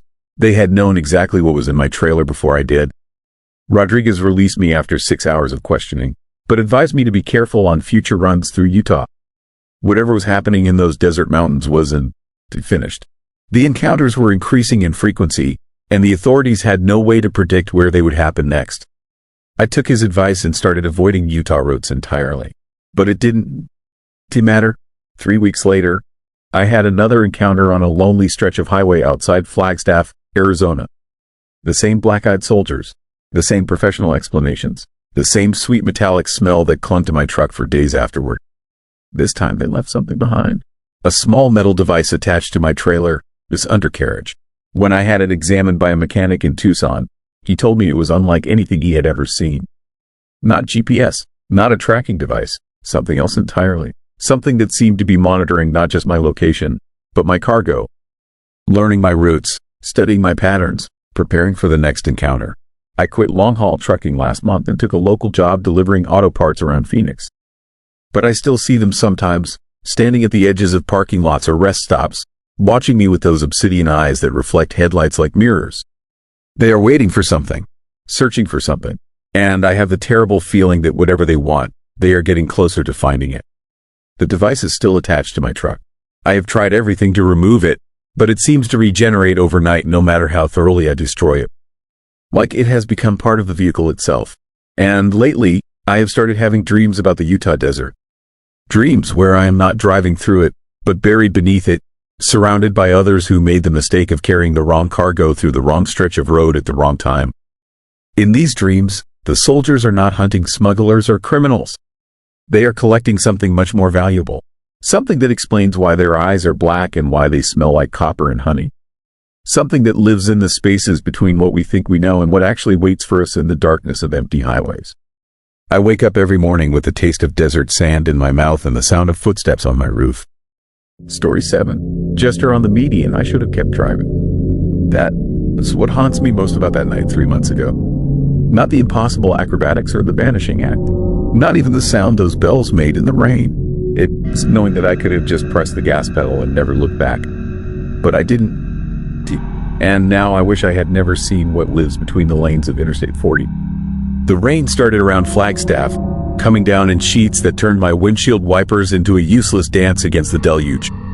My buddy Jake was passed out in the passenger seat, dead to the world after our weekend camping trip in the Grand Canyon. Just me, the storm, and 300 miles of desert highway stretching toward home in Albuquerque. Mile marker 233. I remember that number because it was illuminated in my headlights right before everything changed. The highway ahead curved gently through a valley, flanked by those concrete medians that separate eastbound from westbound traffic. Nothing unusual, just another stretch of road I had driven dozens of times. That is when I saw him. At first, My brain refused to process what my eyes were telling me. Through the rain-streaked windshield, in the weak glow of my headlights, a figure stood balanced on the narrow concrete median. Not walking along, not sitting, standing perfectly still in the middle of that 4-inch wide strip of concrete, arms outstretched like a tightrope walker. He was wearing what looked like a medieval jester costume, complete with the pointed hat, the ridiculous puffy sleeves, and those little bells that caught the light from passing cars. The outfit was soaked through, clinging to his thin frame, but he stood there motionless as if the rain wasn't even falling. I slowed down, my heart starting to hammer against my ribs. Jake stirred but didn't. To wake up, the speedometer dropped from 70 to 50 to 30 as I approached the figure. This had to be some kind of joke. Maybe a street performer trying to go viral. People did crazy things for internet fame. But we were in the middle of nowhere. The nearest town was 40 miles back, and there wasn't another car in sight. Who was he performing for? As I got closer, the jester began to move. Not just move, he started performing a series of impossible acrobatics on that narrow strip of concrete. Cartwheels, handstands, somersaults that should have sent him tumbling into traffic or onto the muddy shoulder. But he never wavered, never slipped, never fell. The bells on his costume jingled with each movement, and somehow I could hear them clearly over the rain in my engine. That metallic chiming cut through everything else, sharp and clear and wrong in a way that made my teeth ache. I pulled over to the shoulder, hazard lights blinking, and shook Jake awake. "You need to see this," I whispered, not sure why I was whispering. Jake rubbed his eyes and looked where I was pointing. The jester was now standing on his hands, feet pointed toward the black sky, rain streaming off his upside-down face. His mouth was stretched in a grin so wide it looked like it might split his head in half. "What the hell?" Jake sat up straight, suddenly wide awake. We both stared as the jester flipped back to his feet and began a series of movements that defied every law of physics I knew. He spun like a top, his bells creating a symphony of discordant notes that seemed to echo off the desert rocks. He leapt impossible distances from one end of the median to the other, always landing perfectly balanced on that narrow concrete strip. "We should call the cops," Jake said. "This guy is going to get himself killed." I reached for my phone, but when I looked up again, the jester had stopped moving. He was staring directly at our car. Even through the rain and darkness, I could feel his eyes on us. Not just looking, studying us like a scientist examining specimens. That is when he started walking toward us. Not on the ground, on the median, placing one foot directly in front of the other on that 4-inch strip of concrete, arms spread for balance, moving with the fluid grace of someone who had been walking tightropes his entire life. "Drive," Jake said quietly. "Drive now." But I couldn't. To move. I was transfixed by the approaching figure, by the way his bells chimed in perfect rhythm with his steps, by the impossible steadiness of his movement on that narrow perch. He was maybe 50 feet away when I finally found the strength to put the car in drive. I gunned it, tires spinning on the wet asphalt before finding purchase. In the rearview mirror, I watched the jester continue his approach, never breaking stride, never losing balance. The distance between us grew, but those bells kept ringing, getting louder instead of fainter. A mile down the road, Jake grabbed my arm. "Stop the car. Are you insane? Look behind us." I checked the mirror again. The highway was empty. No jester, no figure on the median. Just the endless ribbon of wet asphalt stretching into darkness. "It's gone," I said, not sure if I felt relieved or more terrified. We drove in silence for 10 miles before Jake spoke again. "Pull over." "Jake, we're not. Pull over. Now." The urgency in his voice made me comply. I steered onto the shoulder and put the car in park. Jake was staring at something on his phone, his face pale in the blue glow of the screen. I googled Jester Highway Median. He said, "Look at this." He showed me an article from a local news website dated 6 months earlier. The headline read, "Missing man last seen on I-40." Below it was a photo that made my blood freeze. The missing man was wearing a jester costume, the exact same costume we had just seen. The article explained that Thomas Kellerman, a 34-year-old street performer from Phoenix, had been driving to a Renaissance festival in Santa Fe when his car broke down on Interstate 40. His vehicle was found abandoned near mile marker 233. There was no sign of Kellerman himself. "This can't be the same guy," I said, but my voice sounded hollow even to me. Jake scrolled down to show me the date of the article. 6 months ago. The man had been missing for 6 months. "Keep reading," Jake said. I read the rest of the article, and with each sentence, the knot in my stomach grew tighter. Kellerman suffered from a rare neurological condition that affected his balance and coordination. According to his family, he could barely walk across a room without stumbling, let alone perform acrobatics. The article mentioned that several drivers had reported seeing a figure on the median in the weeks following Kellerman's disappearance. But police searches of the area had turned up nothing. I handed the phone back to Jake, my hands shaking. "We need to go back," he said. "Absolutely not. This guy might need help. What if he's been out there for 6 months? What if he is hurt or lost or did you see what we saw?" I interrupted. That wasn't someone who needed help. That was something else entirely. But Jake had already made up his mind. He was the kind of person who stopped to help stranded motorists, who volunteered at animal shelters, who couldn't ignore someone in need. It's what made him a good friend. It's also what got us both into trouble that night. Against every instinct screaming at me to keep driving east, I turned the car around. The drive back to mile marker 233 took forever in no time at all. My heart was pounding so hard I could hear it over the engine. The rain had gotten worse, if that was possible, turning the world outside into a gray wall of water. We found the spot easily enough. The same curve, the same median, the same stretch of concrete where we had seen the Jester performing his impossible routine. Empty. I pulled onto the shoulder and we both stared at the median through the passenger window. Nothing moved except the rain. "Maybe he wandered off into the desert," Jake said. "We should look around." Before I could stop him, Jake was out of the car and jogging toward the median. I had no choice but to follow, grabbing a flashlight from the glove compartment and stepping out into the storm. The rain hit me like a wall of ice water, soaking through my jacket in seconds. I ran after Jake, who had already reached the median and was walking alongside it, calling out into the darkness. "Hello, are you out there? We want to help." His voice was swallowed by the rain and wind.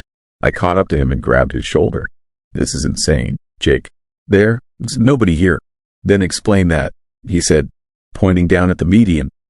I followed his gaze and felt my knees go weak. The narrow concrete strip was completely dry. Not just less wet than everything else. Completely, impossibly dry. As if the rain was falling everywhere except on that 4-inch strip of concrete. I knelt down and touched the surface. Bone dry, warm, even, like it had been sitting in summer sunshine instead of a desert thunderstorm. "What the hell?" I whispered. That's when we heard the bells. Faint at first, barely audible over the storm, but growing louder, coming from somewhere deeper in the desert. Not the cheerful jingling of Christmas bells or wind chimes. These bells had a hollow, mournful quality that seemed to resonate in my bones. Jake started walking toward the sound. I grabbed his arm. We're leaving. Now. But now, Jake. I dragged him back to the car, both of us soaked and shivering. As we reached the vehicle, I looked back one more time at the median. Still dry, still warm, looking in the beam of my flashlight. And standing at the far end of it, maybe a quarter mile away, was the Jester. He wasn't moving this time. Just standing there, arms at his sides, staring at us across the distance. The bells were still ringing, but his costume was perfectly still. The sound was coming from somewhere else. I shoved Jake into the car and gunned the engine before he could protest. This time, I didn't look back until we were 20 miles down the road. We made it home without speaking another word about what we had seen. Jake went to his apartment, and I went to mine, and for a few days I almost convinced myself that the whole thing had been some kind of shared hallucination brought on by exhaustion and bad weather. Then the dream started. Every night, the same dream. I am driving down Interstate 40 in the rain, approaching mile marker 233. But instead of seeing the Jester on the median, I see myself. Standing on that narrow strip of concrete, arms outstretched, performing impossible acrobatics while bells ring around me. In the dream, I can feel the rain hitting my face, but the concrete beneath my feet is warm and dry. I can hear cars passing on both sides, but I never lose my balance. Never fall, never stop performing. And I am smiling, always smiling that impossible, too wide grin. The dreams went on for weeks. I started avoiding sleep, downing coffee by the pot and taking long walks at night. Anything to stay awake. But eventually, exhaustion would win, and I find myself back on that median, dancing in the rain. Last week, I decided to drive out there again. Alone this time, Jake had moved to Denver for a new job, and he made it clear that he never wanted to talk about what we had seen that night. I told myself I was going for closure, to prove to myself that there was nothing supernatural about Interstate 40, that we had simply encountered a confused street performer and let our imaginations run wild. I drove out on a clear Saturday morning, bright sunshine and blue skies, perfect weather for putting ghosts to rest. Mile marker 233 looked completely normal in daylight, just another stretch of highway cutting through the high desert. The median was dry concrete, exactly as wide as every other median on the interstate. Nothing special about it at all. I parked on the shoulder and walked over to examine the spot where we had seen the Jester. Up close, the concrete looked ordinary, slightly weathered from years of sun and rain, but nothing unusual. I was about to leave when I noticed something carved into the concrete. Letters, so faint they were almost invisible unless you knew where to look. TK was here, Thomas Kellerman, the missing street performer. Below the initials was a longer message, carved in the same barely visible script. They made me perfect. Now I dance forever. I ran back to my car and drove home as fast as the speed limit would allow. That night, I had the dream again, but this time, there were two figures on the median, the Jester and me, performing side by side, our bells ringing in perfect harmony. When I woke up, I found blood on my shoes and rain in my hair. But it hadn't. It rained in Albuquerque for 3 weeks. I am writing this down because I need someone to know what happened out there. What is still happening? Because last night, I didn't dream about the median. I remembered it. I remembered driving out to Interstate 40 in the middle of the night, parking on the shoulder near mile marker 233, and walking out to that narrow strip of concrete. I remembered the feeling of perfect balance as I stepped onto the median, the way the concrete felt warm and welcoming beneath my feet. I remember dancing there for hours, performing acrobatics I had never learned, feeling more alive and free than I ever had before. I remembered the bells appearing on my costume. When had I put on a costume? And how their music seemed to call to other travelers, drawing them to pull over and watch. Most of all, I remembered the smile that stretched across my face, so wide it hurt, so permanent I couldn't make it stop even when I wanted to. I am leaving town today, driving north to Colorado to stay with my sister until I can figure out what is happening to me. I want to take Interstate 40. I'll take the back roads, even if it adds 6 hours to the trip. If you are ever driving through the high desert of New Mexico and you see a figure on the median performing impossible tricks, don't stop. Don't slow down. Don't even look too long. Just keep driving, and whatever you do, don't listen to the bells. Story 8. Sounds from the cargo hold. I stopped believing in ghosts the day I became a trucker. 23 years hauling freight across America will teach you that the only things that go bump in the night are loose cargo and bad suspension. But that changed last October on a run from Vermont to Colorado, when I learned that some loads carry more than what is listed on the manifest. The whispers started around midnight, somewhere outside Syracuse. At first, I thought it was my CB radio picking up chatter from another rig. Static mixed with voices, the kind of interference you get when atmospheric conditions play tricks on radio waves. But when I reached for the volume knob, I realized the sound wasn't coming from my dash. It was coming from behind me, from the trailer. I pulled over at the next truck stop and walked around my rig, checking the seal on the cargo doors. Everything looked normal. The plastic zip tie seal was intact, unbroken, exactly as it had been when I picked up the load 12 hours earlier in Burlington. Inside was 3 tons of reclaimed barn wood, heading to a restoration company in Denver. Simple freight, nothing that should be making noise. But as I stood there in the fluorescent glow of the truck stoplights, I heard it again. Faint whispers seeping through the aluminum walls of the trailer, like multiple conversations happening at once. Too quiet to make out individual words, but unmistakably human.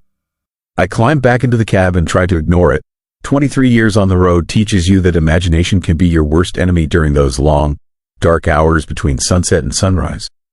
Your mind plays tricks. You start hearing things that aren't there, seeing shapes in your peripheral vision that disappear when you turn to look. But these whispers were different. They had weight to them, substance, and they were getting louder.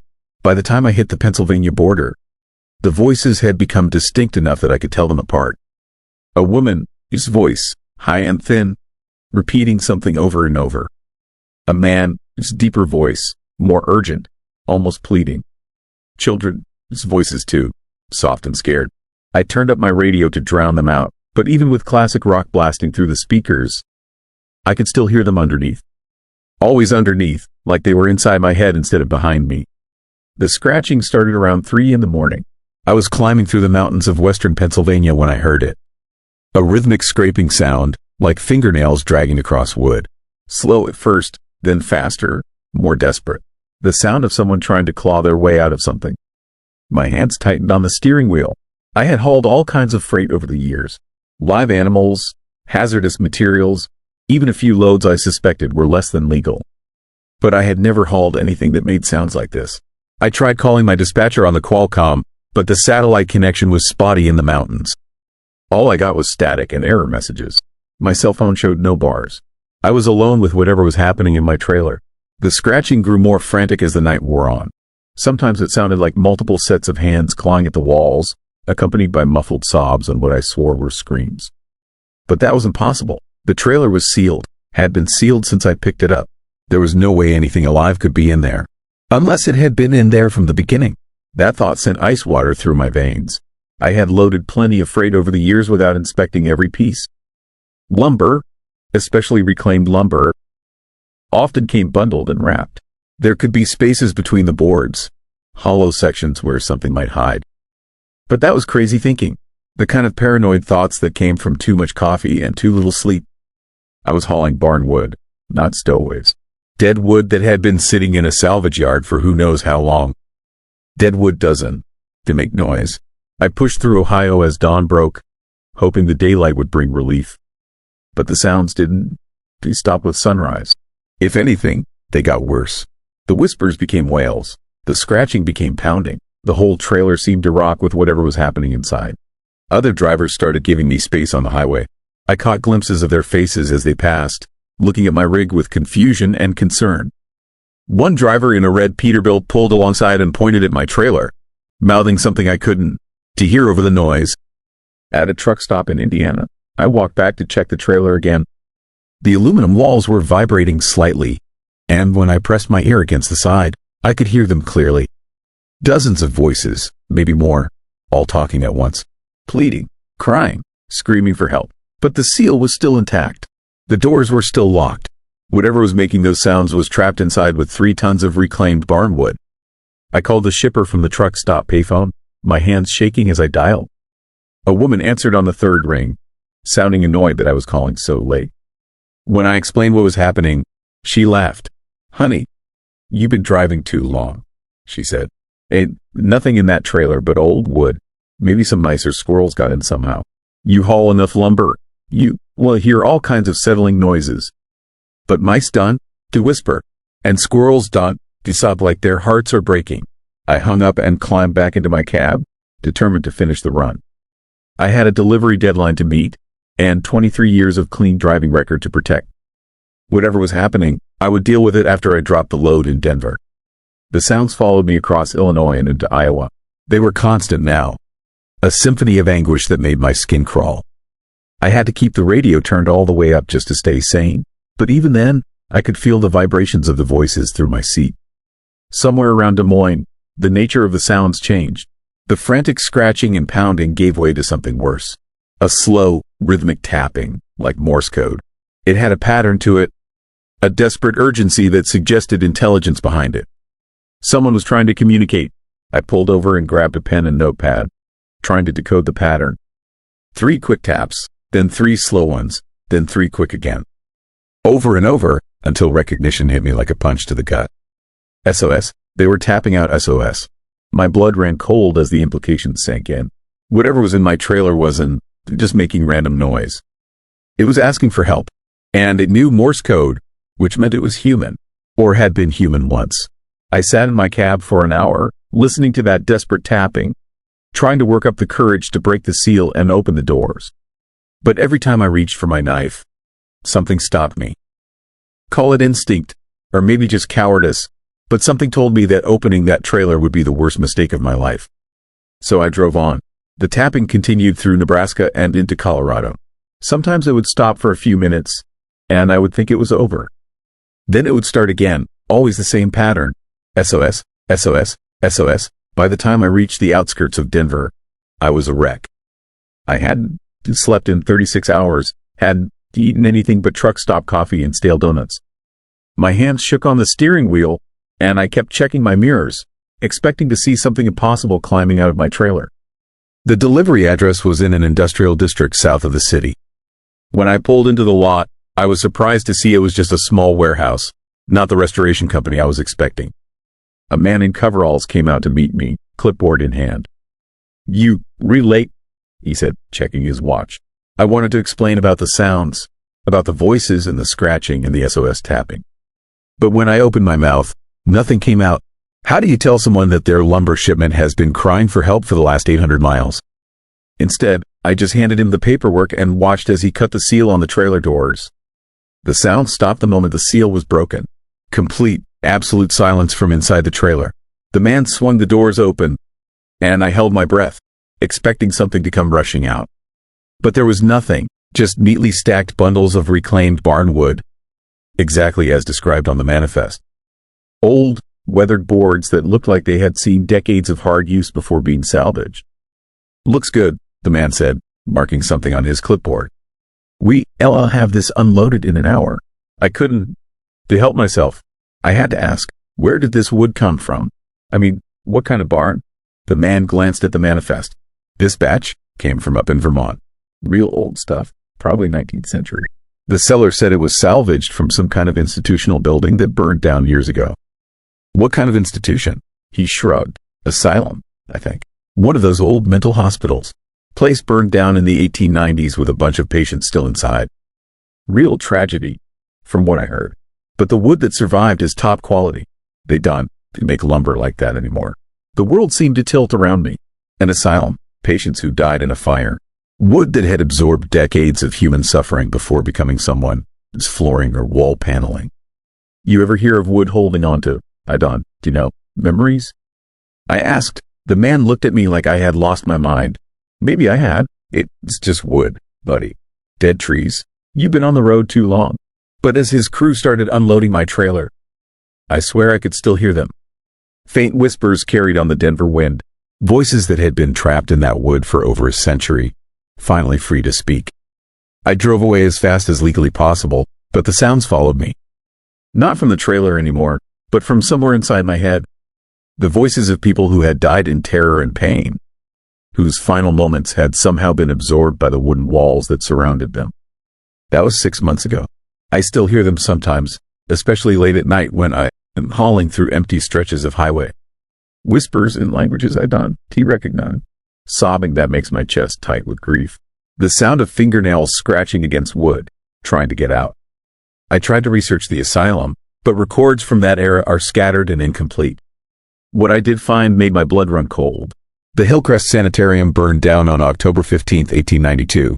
47 patients died in the fire, trapped in their rooms when the wooden building went up in flames. The fire started in the middle of the night. By the time help arrived, the building was fully engulfed. Witnesses reported hearing screams from inside, but the doors were locked and the windows were barred. Standard procedure for asylums in those days, to prevent patients from escaping. None of the 47 bodies were ever recovered.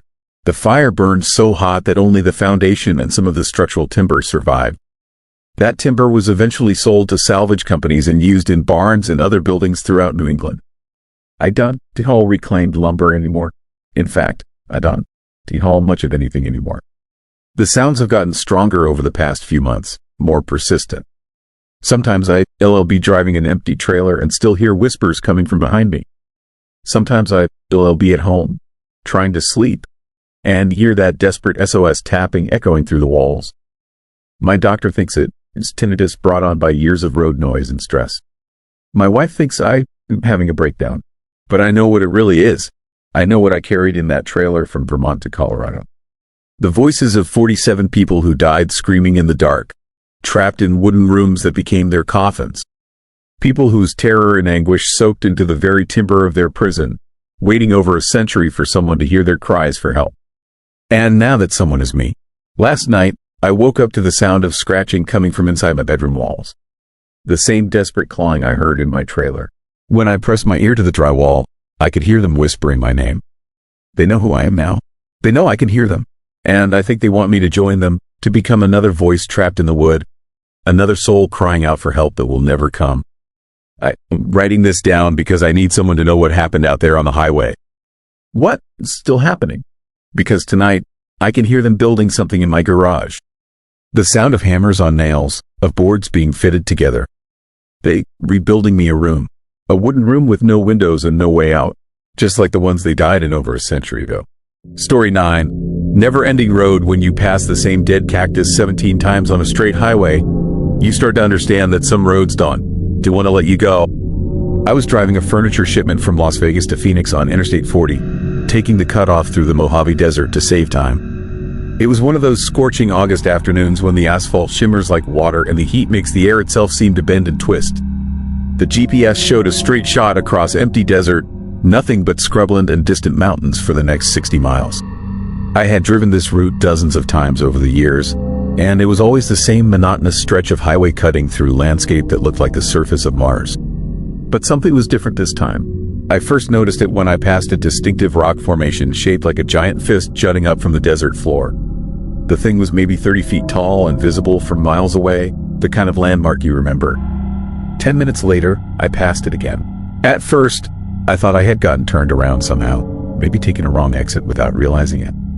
But my GPS showed me moving steadily eastbound on the correct highway. According to the satellite display, I was making good time and following the exact route I always took. Then I saw the dead cactus. It stood beside the road at mile marker 87, a massive saguaro that had been struck by lightning and split down the middle. The blackened remains created a distinctive shape that looked like a skeletal hand reaching toward the sky.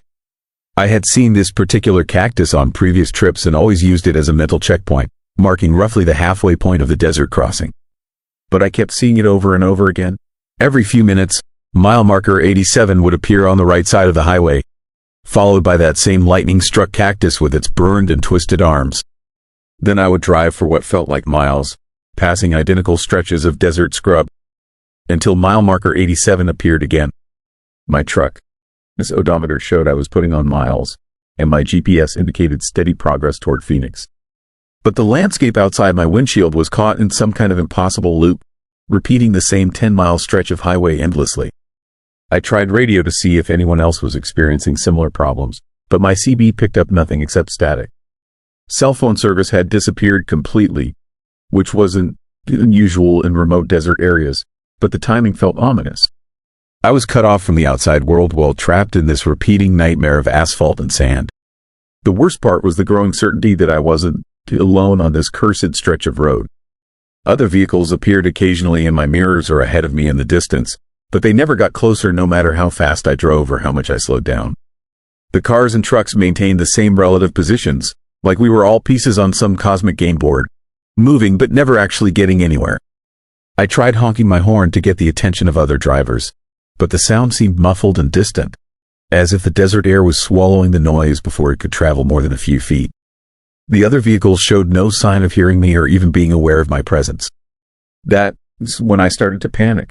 I floored the accelerator, pushing my rig up to speeds that were dangerous on desert highways, trying to break free of whatever was holding me in this loop. But mile marker 87 kept appearing with clockwork regularity, followed by that same dead cactus mocking me with its skeletal branches. The sun hadn't moved in the sky since I first noticed the repetition. It hung at the same angle, casting shadows that never shifted, as if time itself had become trapped along with the highway. My dashboard clock showed the minutes ticking by normally, but the outside world remained frozen in an eternal afternoon. I began taking notes on a piece of paper, documenting each time I passed the mile marker. The list grew longer and more desperate as the repetitions continued. 17 times past the dead cactus. 22 times past the rock formation. The same scenic overlook, the same road sign, the same cluster of desert willows growing beside a dry creek bed. My fuel gauge was dropping normally, which terrified me more than anything else. Whatever force was trapping me on this stretch of highway wasn't suspending the normal rules of physics. I was burning gas, wearing down my tires, using up the finite resources that kept my truck running. Eventually, I would run out of fuel in the middle of this desert loop, stranded forever in a place that didn't seem to exist on any real map. That is when I remembered something an old-timer had told me years ago. I was a rookie driver then, fresh out of trucking school, and I had been complaining about getting lost on unfamiliar routes. The old guy was a 40-year veteran who claimed to have driven every mile of highway in the lower 48 states. He had laughed at my frustration and shared what he called the ultimate navigation trick for when technology failed and landmarks stopped making sense. He told me that sometimes roads got confused, especially in remote areas where the boundary between civilization and wilderness was thin. When that happened, when you found yourself stuck in a place that didn't want to let you go, the only solution was to break the pattern completely.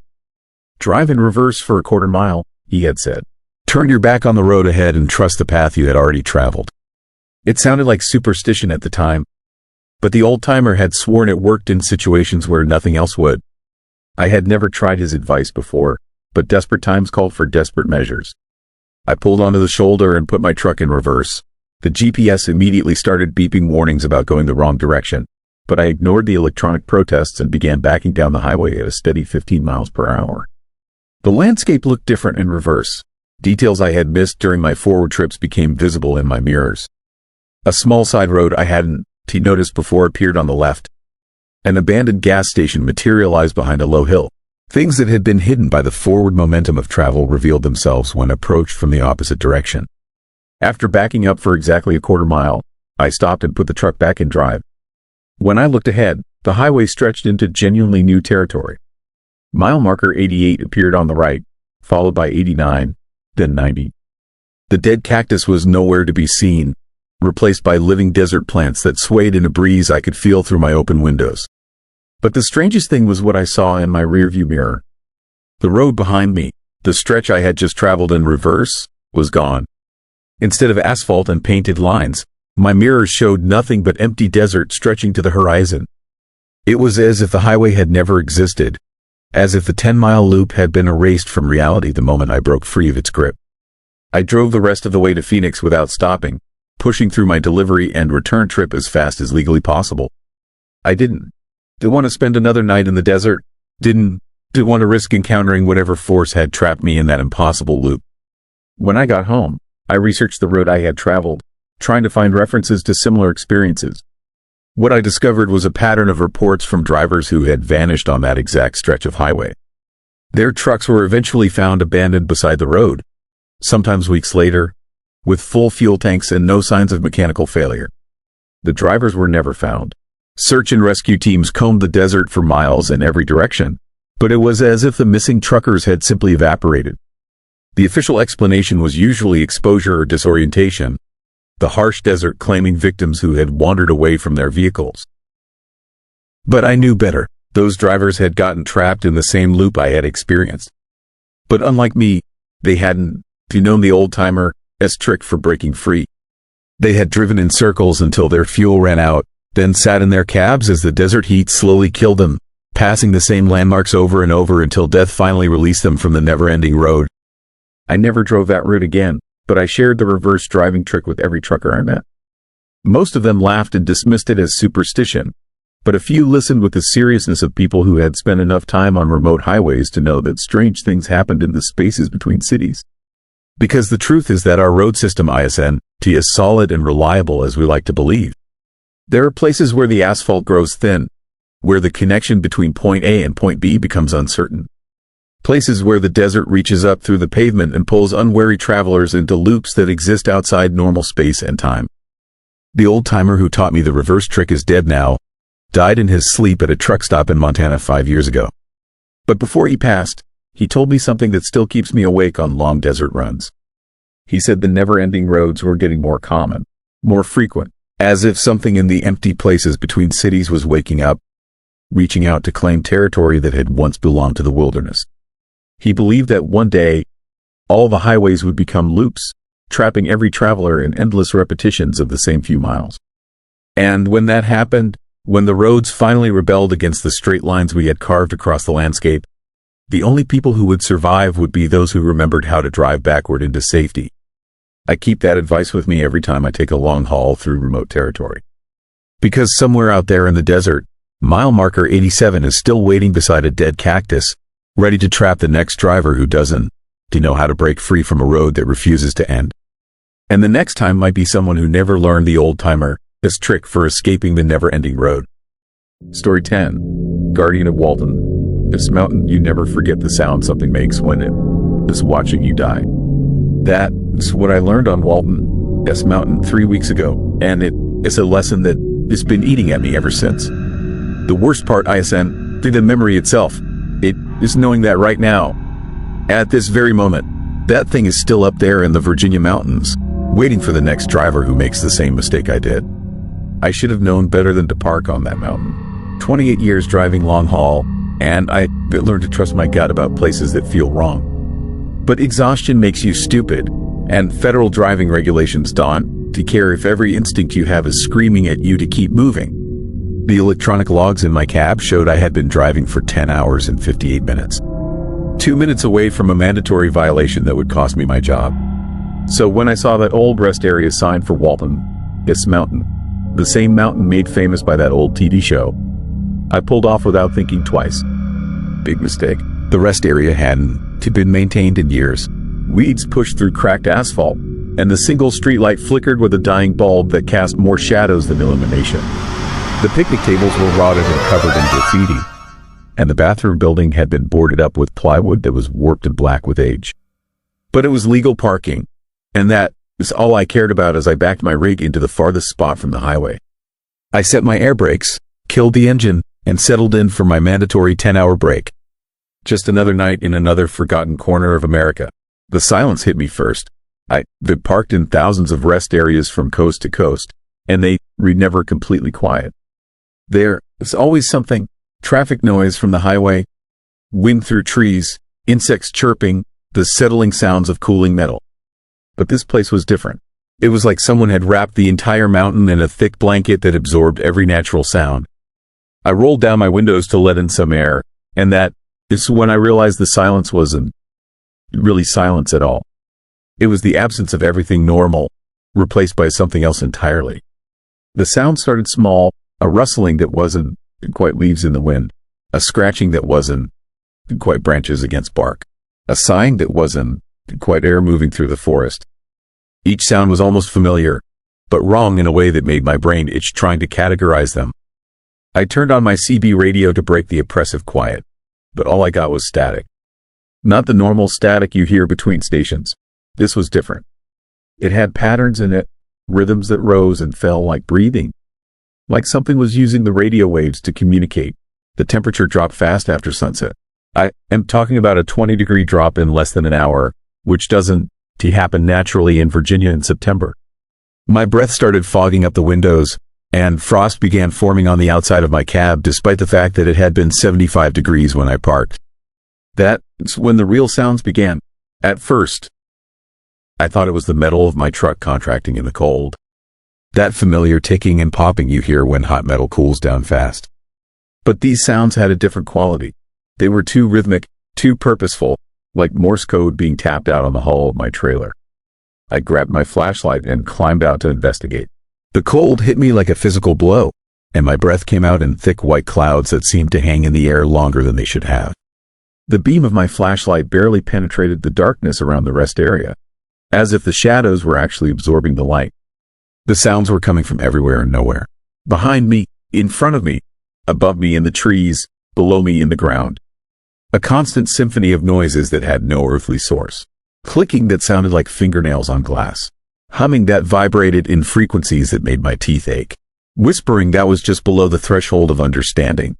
Like voices speaking in a language that predated human speech. I circled my truck twice, checking every surface for the source of the tapping. The trailer was undamaged, the fifth wheel connection was solid, and the landing gear was properly positioned. But the sounds continued, growing more complex and layered with each passing minute. That is when I noticed the trees.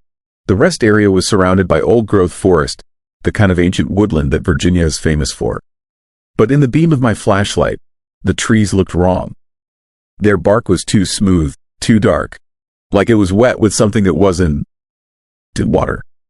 The branches moved in patterns that had nothing to do with wind, twisting and reaching toward my truck with deliberate, grasping motions.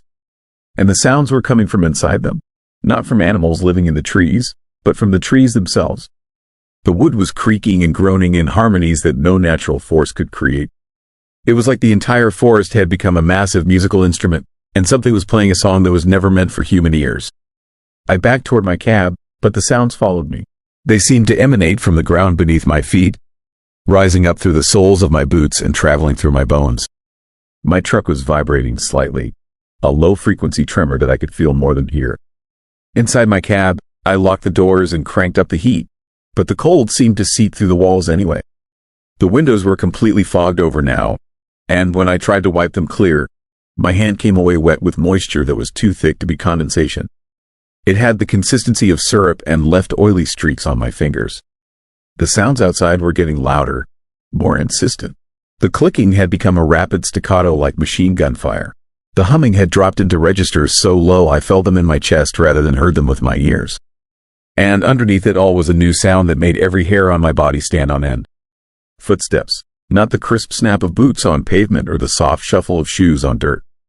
These were the wet, sticky sounds of something walking on surfaces that shouldn't be wet. They circled my truck in a slow, deliberate pattern, always staying just outside the range of my headlights. I tried starting the engine, but it wouldn't turn over. The starter would engage, but the motor wouldn't catch. After the fifth attempt, I heard a sound that almost made me lose my mind. Something was mimicking the sound of my engine trying to start, but the sound was coming from outside the truck, from the throat of something that had learned to copy mechanical noises. The footsteps stopped directly behind my trailer. I adjusted my mirrors to try to see what was back there, but the darkness was absolute. Even with my running lights on, the area behind my truck was a black void that seemed to swallow light. Then I heard breathing, deep, ragged inhalations that lasted far too long, followed by exhalations that sounded like wind rushing through a cave system. The breathing was coming from something large, something that had lung capacity far beyond any terrestrial animal. And it was getting closer. My mirrors started fogging up from the inside, and when I reached out to wipe them clean, the glass was ice cold despite the heater running full blast. Through the clearing in the fog, I caught a glimpse of something that shouldn't exist. A shape moved past the edge of my peripheral vision, too tall and too angular to be human, too fluid to be mechanical. It seemed to be made of the same darkness that surrounded the rest area, a living shadow that absorbed light and gave nothing back. When it moved, the sounds from the forest would shift and change, as if the creature was conducting that impossible orchestra of unnatural noise. I grabbed my cell phone to call for help, but there was no signal. Not just no bars, the phone showed no network at all, as if every cell tower in Virginia had suddenly stopped existing. The screen flickered with static that matched the patterns I had heard on the CB radio. And for a moment, I swear I could see shapes moving in that electronic snow. The breathing outside my truck stopped abruptly, replaced by something worse. A sound that I can only describe as curiosity, like something tilting its head and examining an interesting specimen. The darkness pressed against my windows, and I could feel the weight of attention focused on me from all sides. That is when I understood what was happening. This wasn't just some remote rest area where strange things occurred. This was a feeding ground, a place where something ancient and hungry waited for travelers who were too tired or too desperate to recognize the warning signs. The sounds, the cold, the oppressive darkness. They were all part of a trap that had been perfected over decades. The thing outside began testing my truck, looking for weaknesses. I heard the soft scrape of something sharp against metal, probing the door seals and window frames. My trailer rocked slightly as something pushed against it from different angles, checking the structural integrity of my mobile fortress. I realized that my truck wasn't just transportation. It was my shelter, my lifeline, the only thing standing between me and whatever lived on Walton, this mountain. As long as I stayed inside, I might survive until dawn. But if I tried to run, if I opened a door or broke a window, I would become part of that symphony of unnatural sounds that filled the darkness. Hours crawled by like centuries. The sounds outside never stopped, never diminished, never became predictable. They evolved constantly, adding new instruments to that hellish orchestra. Sometimes I heard what sounded like human voices mixed into the cacophony, crying out in languages I didn't recognize. Or maybe I did recognize them, and my mind was just refusing to process what I was hearing. Around 4 in the morning, the attacks on my truck became more aggressive. Something began hammering on my trailer with rhythmic precision, like it was trying to break through the aluminum walls. My cab shook with each impact, and I could hear metal creaking under the strain. Then the temperature inside my truck started rising, not from my heater, but from some external source. The air became thick and humid, filled with a smell that was part decay and part something I had never encountered before. It was the smell of deep places, of things that lived far from sunlight and fresh air. My windshield began to crack, not from impact, but from the inside out, like the glass was being subjected to pressure changes that shouldn't be possible. Spider web patterns spread across the surface, and through the fractures, I could see shapes moving in the darkness outside. The sounds reached a crescendo around 5:30, just before dawn. Every unnatural noise I had heard throughout the night combined into a single, overwhelming symphony that seemed to come from the mountain itself. The trees, the ground, the air, even my own truck. Everything became an instrument in that impossible orchestra. And then, as the first hint of gray light appeared on the eastern horizon, everything stopped. The silence was so sudden and complete that my ears rang from the absence of sound. The temperature returned to normal.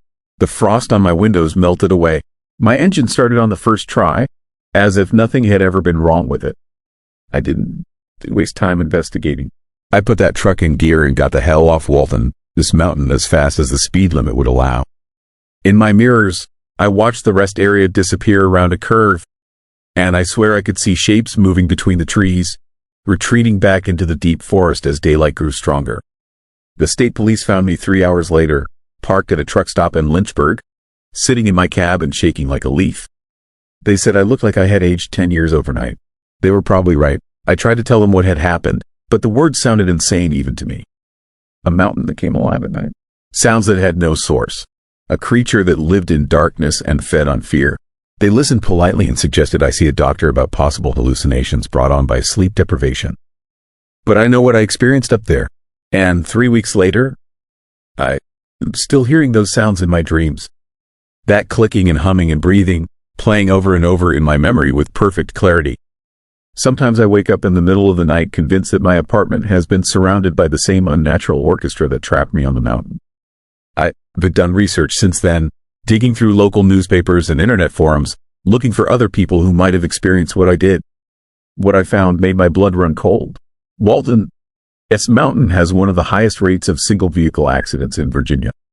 Drivers who fall asleep at the wheel, run off the road for no apparent reason, or simply disappear entirely. The rest area where I parked has been officially closed for 5 years, but the signs warning drivers away keep getting torn down faster than the state can replace them. There are stories dating back to the 1800s about strange sounds coming from that mountain. Native American tribes avoided the area, claiming it was home to something that hunted in the darkness between worlds. Early settlers reported livestock going missing in search parties that never returned from the deep woods. But the most disturbing thing I found was a forum post from a trucker who had parked on Walton's mountain 6 months before my experience. His description of the sounds matched mine exactly. Every detail, every impossible noise, every moment of terror. The only difference was that he never made it off the mountain. His truck was found a week later at the bottom of a ravine, crushed beyond recognition. The official cause was driver fatigue, a tragic accident on a dangerous mountain road. But there were no skid marks, no evidence that he had tried to brake or steer away from the edge. It was like something had simply picked up his truck and thrown it into the void. I'm writing this down because I need people to know what is up there on Walton's mountain.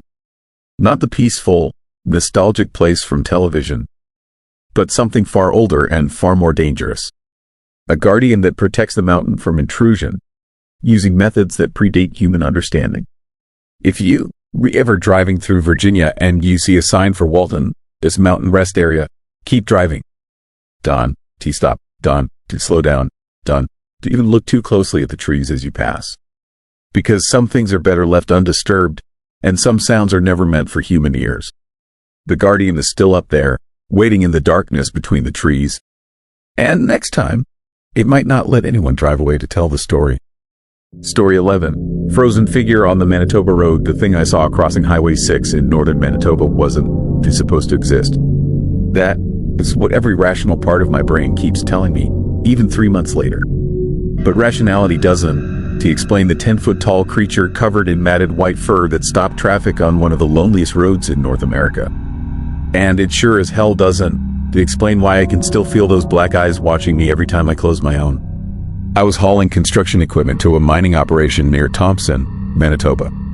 February in that part of Canada is brutal, temperatures hovering around 40 below, winds that cut through metal like it is paper, and snow so deep it swallows entire forests. The kind of weather that kills you if your truck breaks down and you're stupid enough to get out and walk. But they've been running northern routes for 15 years. I know how to dress for the cold, how to keep my fuel from gelling, and how to read the signs when a blizzard is coming.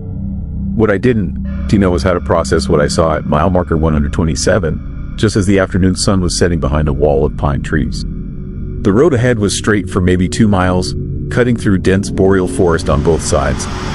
Perfect visibility despite the light snow that had been falling all day. I was doing 65 in a 70 zone, being careful on the ice, when I saw movement in the distance. At first, I thought it was a moose. They were common up there, and they were big enough to total a truck if you hit one at highway speed. I started slowing down, scanning the tree line for more animals that might bolt into traffic. That's when I realized what I was looking at wasn't a moose. The creature stepped out of the forest and onto the highway maybe half a mile ahead of me. Even at that distance, I could tell it was massive, easily 10 feet tall, maybe 12. It moved on 2 legs with a strange, deliberate gait that was almost human but wrong in ways that made my skin crawl. I hit the brakes harder and grabbed my binoculars from the dashboard. What I saw through those lenses changed everything I thought I knew about what lives in the Canadian wilderness. The thing was covered in thick, shaggy fur that was pure white except for dark patches around what I assumed were its joints. Its torso was impossibly broad, like a powerlifter who had been scaled up by 50%. The arms hung down past where its knees should be, ending in hands that looked more like bundles of thick branches than anything human. But it was the head that made me forget how to breathe. The skull was elongated, stretching back from a face that was a nightmarish blend of human and something else. The eyes were completely black, not just dark brown or deep blue, but black like holes punched through reality itself. When it turned to look in my direction, those eyes reflected my headlights like a cat, but with an intelligence that no animal should possess. The creature stood in the middle of the highway for maybe 30 seconds, just staring at my approaching truck. Then it completed its crossing with 3 enormous strides and disappeared into the forest on the other side. The whole encounter couldn't have lasted more than a minute, but it felt like hours. I pulled over where it had crossed and sat there with my engine running, trying to process what I had just witnessed. The asphalt where the creature had walked was covered in footprints that were clearly visible in the thin layer of snow. Each print was over 2 feet long and showed distinct toe marks that ended in what looked like claws.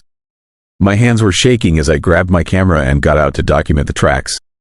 The cold hit me like a physical blow, but I managed to take a dozen photos before the wind started covering the prints with fresh snow. Even through my gloves, I could feel the unnatural cold radiating from the impressions in the asphalt, as if the creature's touch had frozen the road surface itself. I was back in my cab uploading the photos to my phone when I noticed something that made my blood freeze. In the tree line where the creature had emerged, there were other shapes moving between the pines. Tall, white figures that seemed to glide rather than walk, staying just far enough back in the shadows that I couldn't make out details. But I could count them. At least 6, maybe more, watching me from the forest. Waiting, I put the truck in gear and got out of there as fast as the icy road would allow.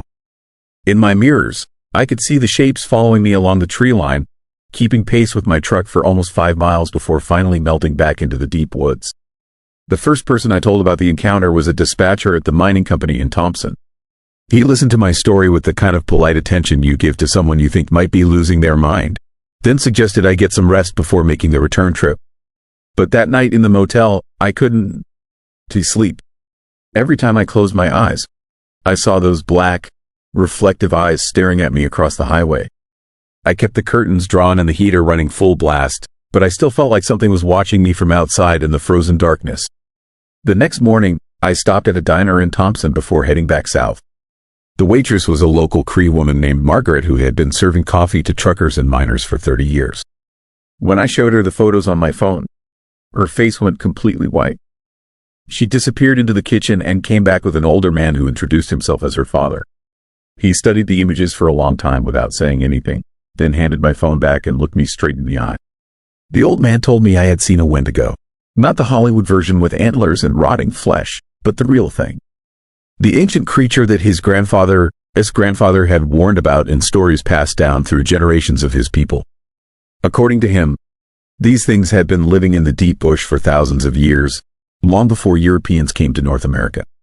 They were intelligent, organized, and patient beyond human understanding. Most of the time they stayed hidden, hunting animals and avoiding contact with people. But every few decades, when the winters were especially harsh and food was scarce, they would venture closer to human settlements. He said the white fur was camouflage, perfect for moving unseen through snow-covered forests. The size and strength were for taking down moose and caribou with their bare hands. And the intelligence was for something much worse, for learning human patterns, human weaknesses, and human fears. The old man asked me where exactly I had seen the creature, and when I told him mile marker 127, he nodded like he had been expecting that answer. That particular stretch of Highway 6 had a history, he explained. Disappearances dating back to the 1960s, when the road was first built through what had previously been untouched wilderness. Construction workers, maintenance crews, and occasional travelers had vanished without a trace over the decades. Their vehicles would be found abandoned on the roadside with no signs of struggle, no indication of where the occupants had gone. Search and rescue teams would comb the area for weeks and find nothing but empty forest. But the indigenous communities in the region knew better than to search too deeply. They understood that some parts of the bush were off limits, claimed by things that had been there long before human civilization reached northern Manitoba. The smart thing to do was mark those areas as dangerous and teach your children to stay away. I asked him why he was telling me all this, why he was sharing knowledge that his people had kept secret for generations. His answer chilled me more than the February wind outside. He said the Wendigo I had encountered was young, probably only a century or two old. The truly ancient ones rarely showed themselves to humans anymore, preferring to remain hidden in the deepest parts of the wilderness. But the young ones were curious, drawn to investigate anything unusual in their territory. And my truck, carrying heavy construction equipment on a route that saw maybe 20 vehicles per day, had definitely been unusual enough to attract attention. The old man warned me that the creature would remember my scent, the sound of my engine, even the specific pattern of my tire treads in the snow. If I ever drove that road again, it would be waiting. Not necessarily with hostile intent, but with the kind of interest that a predator shows when studying potential prey. I thanked him for the warning and headed back south on Highway 6, taking the same road I had driven north just 2 days earlier. But this time was different. This time I was watching the tree line with new eyes, scanning for movements that didn't belong to wind or wildlife. Around mile marker 140, I saw them again, not crossing the road this time, but keeping pace with my truck from deep in the forest. White shapes that seemed to flow between the pine trees like ghosts. Never quite visible enough to photograph, but always there in my peripheral vision. They followed me for over 50 miles, a silent escort that stayed just out of clear sight. Sometimes I would catch a glimpse of black eyes reflecting in my mirrors. Sometimes I would hear sounds that weren't quite wind and weren't quite animal calls echoing from the forest. At mile marker 90, they finally stopped following, but as I drove away, I could feel their attention like a weight on my shoulders, a presence that lingered even after I lost sight of the tree line in my mirrors. That was 3 months ago. I haven't driven Highway 6 since then, despite losing several lucrative contracts because of my refusal to take northern Manitoba routes. My dispatcher thinks I'm having some kind of breakdown. My wife thinks I'm using the whole thing as an excuse to avoid the dangerous winter runs that pay the best money. But they weren't there. They didn't see those black eyes reflecting in the headlights. They didn't feel the intelligence behind that stare. The calculation of a predator deciding whether something is worth the effort to hunt. I've done research since then, digging through historical records and anthropological studies, looking for any official documentation of what I encountered. What I found was a pattern of encounters dating back over a century, all along the same general area of northern Manitoba. Surveyors in the 1890s reported giant white figures watching them from the forest. Railroad workers in the 1920s described massive footprints found near construction camps. Military personnel stationed at remote bases during World War II filed reports of unknown creatures observed during winter patrols. But every official record ends the same way, with the encounters being dismissed as misidentification of known wildlife, hallucinations caused by extreme cold and isolation, or folklore that had gotten mixed up with reality in the minds of stressed and exhausted workers. The government doesn't want to acknowledge that there are things living in the Canadian wilderness that science can, he explained. It is bad for tourism, bad for resource extraction, and bad for the carefully maintained image of a modern nation that has conquered its wild frontiers. But the indigenous communities know better. They've been sharing the land with these creatures for thousands of years, maintaining an uneasy balance based on mutual avoidance and respect for territorial boundaries. They understand that some mysteries are better left unsolved, some territories are better left unexplored. I'm writing this down because I need people to know what is out there on Highway 6 in northern Manitoba. Not to scare them away necessarily, but to make them aware that we're not alone on those remote northern routes. There are things living in the deep bush that are older than human civilization, more intelligent than we want to admit, and perfectly adapted to an environment that would kill most people in minutes. The Wendigo I saw crossing that highway wasn't a monster from folklore or a creature from some Hollywood nightmare. It was a living being that has survived in one of the harshest environments on Earth for centuries, possibly millennia. And it was studying me with the same clinical interest that a wildlife biologist might show when observing a new species. Last week, I got a call from a dispatcher offering me a premium rate job hauling emergency supplies to a mining camp north of Thompson. The route would take me right past mile marker 127 on Highway 6. I turned it down without hesitation, because I know those black eyes are still watching that stretch of road, waiting for the right vehicle to cross their territory at the right time. And I know that some encounters with the unknown are meant to happen only once, serving as warnings that some boundaries should never be crossed again.